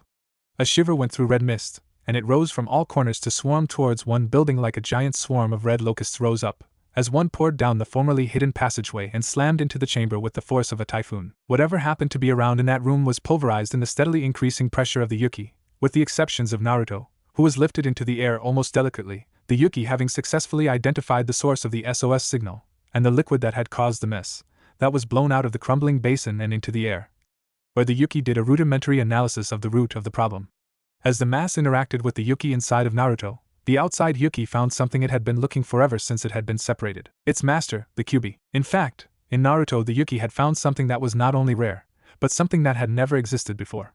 Naruto was an anomaly, or rudely stated, a freak of nature. A Jinchuriki was different from a normal human. For one thing, a pregnancy took a month more and was dangerous for the mother's life. Another, lesser-known fact was that as soon as a Jinchuriki was created, no matter if infant or old man, a new function of the body started a new reaction. It had been labeled a surge. The idea was simple. After the seal had solidified and everything settled, the Biju sent waves of Yuki through the host's body. This was not even done out of evil intent, it was in fact to get the body used to the Yuki that would eventually be flowing through the body. The first times this happened it was extremely painful for the Jinchuriki, and then the body slowly got used to the surges and eventually not even noticed when it happened. This was necessary to prevent the body from being torn apart if the Yuki had to be unleashed. If a Jinchuriki unleashed more chakra than their body could handle, it usually began with the skin tearing off, going on with damaging muscles and internal organs until the bones were crushed, and if the flow was not stopped by then, the brain stood risk of being liquefied. The case of Naruto and Tsunami was truly unique. Not only was the creation of the Jinchuriki in an unusually early stage of life, directly after birth, but there was a twin. Not an identical twin, but close enough. What Tsunami had been doing, subconsciously, was that instead of biting her teeth together and bear with the surges until she couldn't feel them any longer, was that, by direct contact with her twin, she was able to reroute the Yuki from her into his system. While Tsunami had no idea what was going on, the subconscious knowledge of when it hurts, get to Naruto and all gets better was anchored in her mind. And while Naruto's body was not the one the Yuki was supposed to be in, with its master's help and the genetic makeup it would work like it would with its original host and make him instead a pseudo-Jinchuriki. Of course, Naruto was not a Jinchuriki. His seal wasn't made like that, it only housed the soul, so he lacked what was really needed to handle the Yuki, namely the increased regeneration it should be giving him if it was complete with its master and had a seal that would process the matter in moments. Instead of healing instantly, the damage the Yuki caused to get the body used to it took days, sometimes weeks, to heal. However, as Naruto was an infant at the time and not an adult, his adaptability was at its peak, and his body slowly built up a resistance to the Yuki. At first there was no real problem with that, as the surges happened roughly every 2 months, giving Naruto enough time to heal before the next wave came. However, as the years passed without Tsunami being any more resistant to the Yuki than at birth, the Kyubi's chakra was losing patience and started sending more Yuki in shorter intervals. Naruto's body had eventually become unable to keep up with the increasing amount and slowly started breaking down, as the Yuki was still attacking his organs and its master still in slumber until it grew stronger, which had eventually damaged the lungs, leading to the bloody cough. Still, Naruto's body had a high resistance to Yuki, and since there was no seal to keep it away from the master, it could integrate itself again to him and fulfill its purpose. For the Yuki, it was as if it had found utopia. A host in which it could rest, in which it could easily gain sustenance, and in which it was not bound to the host's will, but its master. Whatever the master wanted, if it meant helping the host, then it did so. So the Yuki decided in that moment to stop its existence as a scavenger and return to its master, as it felt the need to prevent its host's destruction thanks to its master. While most of the body was lined with internal chakra that would have been a bother, the hands were not. Coincidentally, this arm was also flooded in solutions of unknown origin, a threat to the future host's life. However, now that the solutions could be easily destroyed on a whim, the QB grew curious. It could be used as an advantage. The human's memories show of the time it met a member of the Kurama clan. They were useful in the use of genjutsu, something that the human loved, more than life itself. So instead of simply wiping out the solutions, the ones in the body and outside of the body were absorbed. It integrated the aspects of their DNA that made them capable of such feats. The QB restructured the human's DNA, giving it an enhancement. With its capabilities, the host could create illusions that would rival that clan and maybe even surpass it. The QB felt pleased. It seemed that everything was going according to its plan, and using a new flood of Yuki, it commanded it to heal the boy's arms. The human would practically worship him from now on, it thought. Naruto groaned. His throat was bone dry and he felt dizzy. He slowly pushed himself up and looked around. Where was he? Then he remembered. Oh yeah, I found this room with the medicine. His entire body ached. He cursed himself, despite the feeling that the words in his throat turned to sandpaper, while he beat his knuckles on his forehead. Idiot! What stupid idiot would just mix unknown medicines together like that? You're behaving like Tsunami. What possessed you to do something? So he froze. His gaze wandered to his knuckles. No way. He whispered. He had been beating himself with both hands. QB, look at this. You better be grateful, human. Had I not sent my chakra into you, you would have surely died. How'd you do it? You couldn't have had enough. I used the one outside. It took some time to get it to listen correctly of what I wanted, but it worked wonders, just like I expected my chakra to do so. He sounded proud of himself at the end. Thanks, QB. It said nothing, going back to its slumber and reorganizing the priorities of its long-lost chakra. He flexed his arms a few times, and cried tears of joy when his arms obeyed, even if it felt a bit strange to do so after so long. But he immediately called himself to attention. 2 times he had let himself be controlled by his emotions, and both had led to great amounts of pain. It was time to stop acting like a little kid, and start thinking like he had the past weeks, cold hard intelligence, nothing more. His arms were healed. That was good. However, if he went and shouted that to the world, not only would that raise many questions, but it would also mean that all the people who had let him watch their training would stop doing so. Not that he had any plans of staying for very long, but if he kept his arms a secret, then the search parties would be looking for a boy with crippled arms, not for one with 2 working arms. He could sit in a restaurant with slightly altered appearance, and they would ignore him as they saw him eating with his left arm and drink with his right. No, that his arms worked was information given out on a need-to-know basis, and nobody needed to know. Also, it looked a bit different. The skin was a bit paler than before, and the nails were sharpened to short claws, similar to the ones of a fox. Then he looked around. Everything was destroyed, only he looked clean of shards and dust. He was hungry. Thankfully, he had grabbed his wallet before he had left the house. He left the chamber in the tunnel, before trying to find the way he had come from. Let's see, the monument is there. From the position of the faces, the market should be that way. 20 minutes after he left, a squad of ANBU appeared, looking around worried. That Yuki has been here for years, it can't just evaporate from one minute to the next. One wearing a hawk mask muttered. Another, wearing a beaver mask, looked at the third member, an owl-faced one. Do you sense anything? Owl Mask shook his head. There's no Yuki left, but the traces that it was here are too strong to get any other signal. There is no source of chakra or Yuki nearby, but the Yuki has been here so long that everything seems to emit residue. Even if an army of Kaigas had stood right here 10 seconds ago, I wouldn't be able to tell. I can hardly sense you over all the interference, and you're constantly emitting chakra. The hawk mask shook his head. This is pointless. We're not going to find anything out right now. Let's return for now and leave the rest to search parties. Beaver Mask sighed. Do you think the barrier will give any clues? Not likely. Taka answered. The Yuki interference has always been a bother. If one gets into a 1-mile radius of it, and the market is closer than that, all the guys from the barrier see is a big blur. Let's call it quits. The others nodded, and a second later they were gone. Fortunately it was a windy day, or they would have noticed some footprints leading out of a collapsed wall and towards the market. Kushina was in the kitchen, making a late breakfast. It was 9 in the morning, and she had returned from her border patrol not even 10 minutes ago, only to find Konoha in a state of chaos. The Yuki that was still lingering and attacking anything since the Kyubi attack had suddenly just disappeared right after she had left, and even now, 3 days later, nobody knew why. At first everyone believed Tsunami had done something, but that had not been the case. Poor Minato hadn't been home for a single second since that day, as the council held one meeting after the other, and this would likely go on all week. Although now finally some had gathered the courage to enter the dead zone, and came back reporting that the Yuki truly was gone. She herself would probably be called away again soon, but there should be enough time for breakfast. She looked up when she heard the door open. Naruto sighed. He had seen Kushina's shoes, so he had to be polite, lest he be bugged even more. He had found out on the market that he had been out for 3 days. I'm back, he called. Kushina's voice rang out of the kitchen, and Naruto, despite having no faith in his parents left, felt like he had been punched in the gut. You were out? Anyways, breakfast will be ready in a minute. Could you wake Tsunami? Naruto stood there, gaping in disbelief. He had been gone for 3 days, and they had not even noticed. Makura had worn off ages ago. This was the straw that broke the camel's back. His face twisted in anger. He would be out of here this very day, one way or the other. They obviously didn't care about him, so he wouldn't force his presence on those who obviously didn't need it.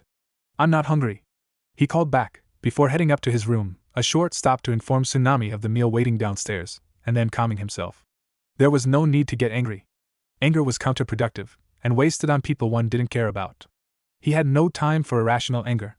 He had to pack. Naruto had no way of knowing that both of his parents had been gone these last 3 days, that Kushina hadn't even been here half an hour and had believed him to be still lying in bed, that there had been nobody but Tsunami and other kids in the house, and any adult in the vicinity had kept all their focus on them, as some of them didn't even know that the Hokage had a son. As such, Naruto was determined to be out of Konoha before sunrise unless it turned out he had to fine-tune his genjutsu now that his arms worked.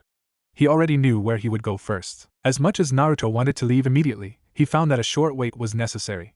He needed materials: food, clothes, seals, ink, kunai, scrolls, his painting set, and heirlooms. As much as he hated to admit it, his par the Namikes and Uzumaki had some valuable artifacts. Oh, he wouldn't take the important stuff, the one they would notice immediately. No, he would take the older ones. The ones that marked an Uzumaki. Kushina had told him at one time, when she actually noticed him, that his great-grandfather had a spectacular sword. Not a sentient sword. Not one with a special ability. No, this sword had gone through thick and thin with his great-grandfather. Supposedly the sword was considered one of the first forged by the son of an Uzumaki and a blacksmith from the land of iron. The man took double the time to finish it, because for some reason the material was harder to define than most. It helped him against opponents many times stronger than him. It was said that with each battle he became exponentially stronger, as did his chakra for reasons yet unknown. With his age, that could only come from an Uzumaki, he had fought against the destruction of Yuzushiogakure, and when he noticed what would be the conclusion he gave it to Kushina as she left. She never touched it, saying that such memento wasn't yet a force she thought to be worthy of handling. With it, he would also take jutsu scrolls that Kushina usually left around. She would take time between missions to read and reread the scrolls to compare how she used them, and what could be gained if she did so in a different way. Her notes and scribbles all around the parchment. Sadly, Minato did not have a scroll for the Rasengan. Supposedly, it was best practiced and shown to whomever it would be taught, and the practices to do so. Minato had shown Tsunami the Rasengan, but her control at the moment was fairly weak and told her to wait until a few weeks.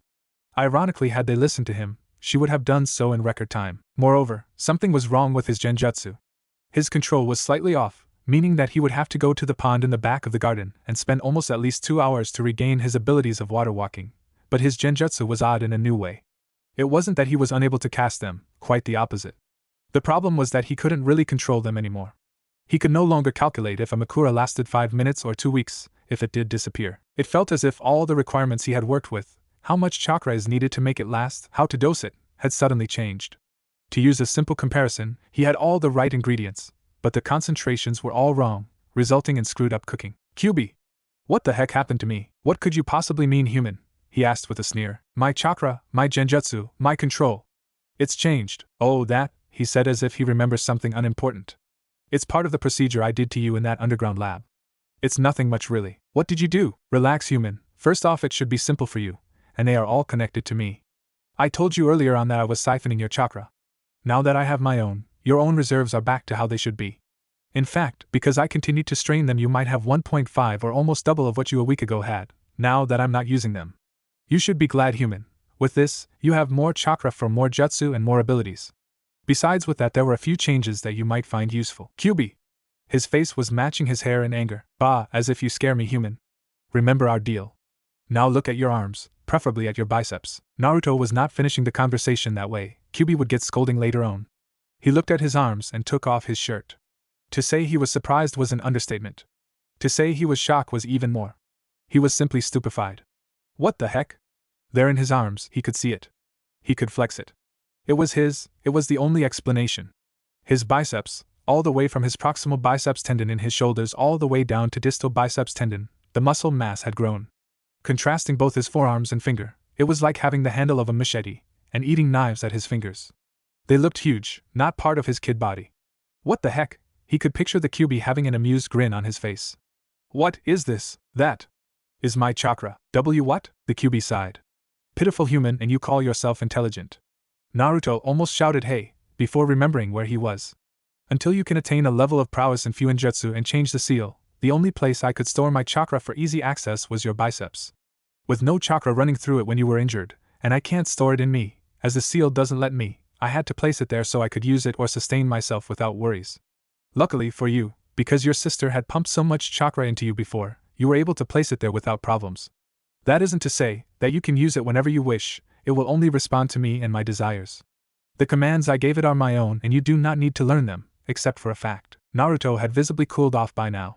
What is it? Nothing that will hurt you or endanger me.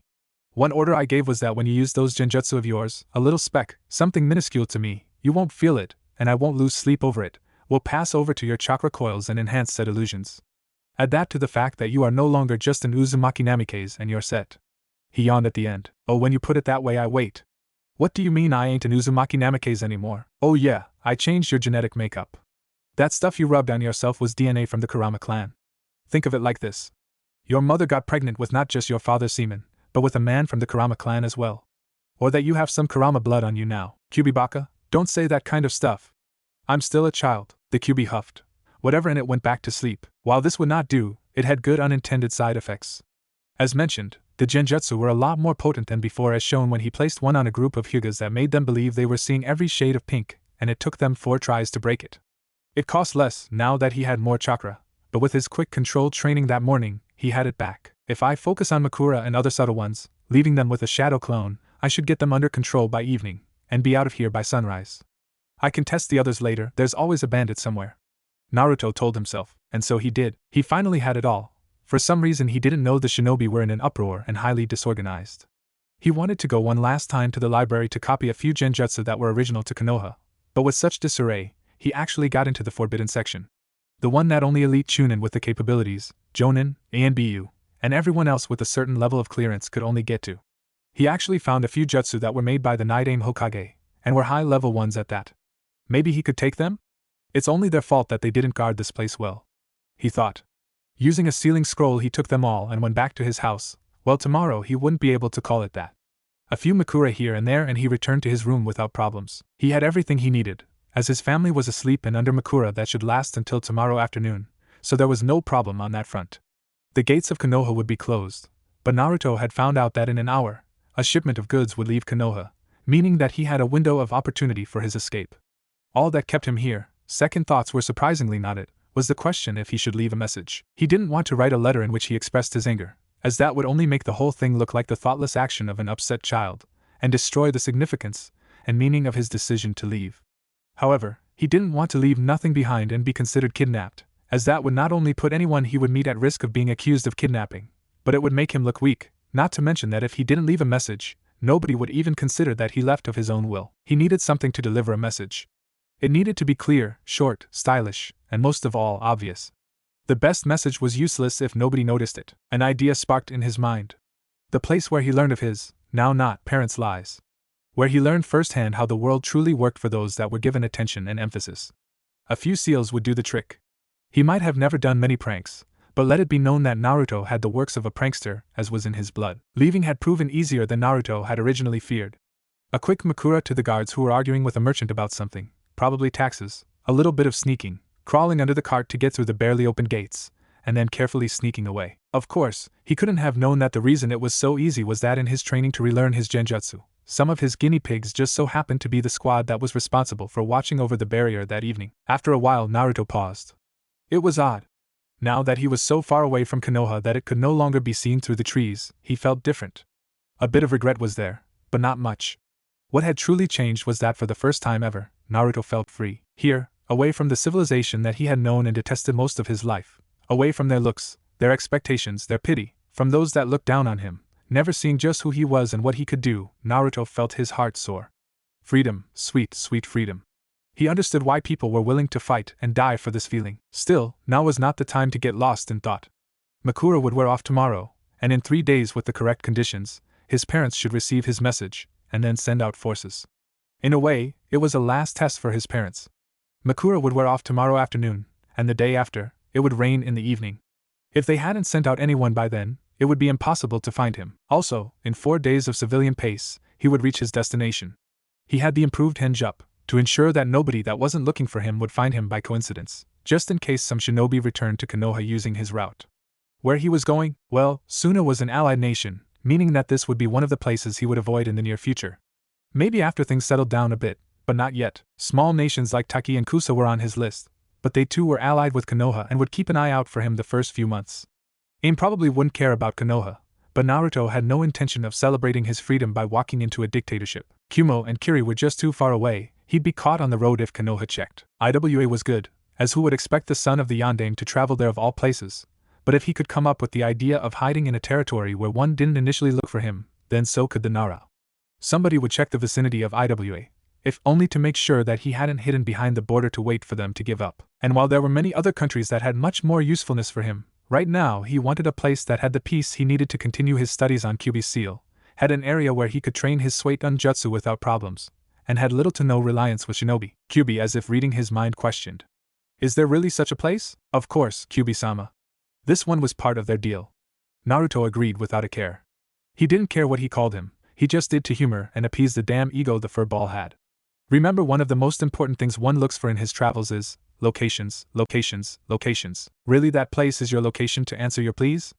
Huff, you better know what you are doing. The sudden disappearance of the Yuki that had plagued Konoha for years, reminding them of what they had lost, had caused a panic. Everyone knew by now that Yuki didn't just vanish, so if it was gone, that could not be good. Was it just hiding, waiting until a large number of people were in its grasp before returning and killing them all? Had it wandered to different sectors of Konoha, where nobody was expecting it, in search of more prey? As Hokage, it was Minato's duty to ease the worries of his people, and so from council meetings over public speeches to personally joining the search teams and equipping them with reverse summon seals that they could use should they be attacked by the Yuki, or simply trapped under debris of crumbling buildings. The Yuki had weakened all structures and foundations, so collapses and, in the sewers, cave-ins were nothing unusual. Kushina wanted to show her support of her husband and joined the search squads, of course equipped with one of Minato's seals. She was the first that entered a building, after it had been declared structurally safe enough to enter, and was the first to enter the sewers, knowing that nothing was flowing through them, as that section of the sewers had been walled off to prevent the Yuki from moving that way. They had parked Tsunami with the Yamanaka, to make sure she stayed out of trouble and wasn't lonely. Sadly, when they departed, both had still been under Naruto's Makura, which told them to ignore anything about Naruto, including his absence. By the time it wore off, both had too much work and pressure on them to spare either of their children a thought. Almost a week would pass before the Namake's family would rejoin at their home. By then, it was too late. Naruto looked up at the sky. The first drops had fallen a while ago, and now heaven had opened all floodgates. Naruto stood there, letting the rain wash over him, washing away the last connection to his family. Naruto sighed and turned around. It was done. The last bridge was burned, the last chance given and wasted. He was officially alone, an orphan with no family. Without looking back even once, he continued on his path, wherever it may lead him. His destination was still half a day's journey away, and he needed someone to let him in, not that it would be too hard, seeing that he was quickly getting used to the new concentrations of chakra needed for his genjutsu. Naruto walked. A week had passed, and the Namake's family could finally reunite. Tsunami had stayed with different clans throughout the week and hadn't set foot in the house since then. Kushina and Minato only went to and from their bed and back to work.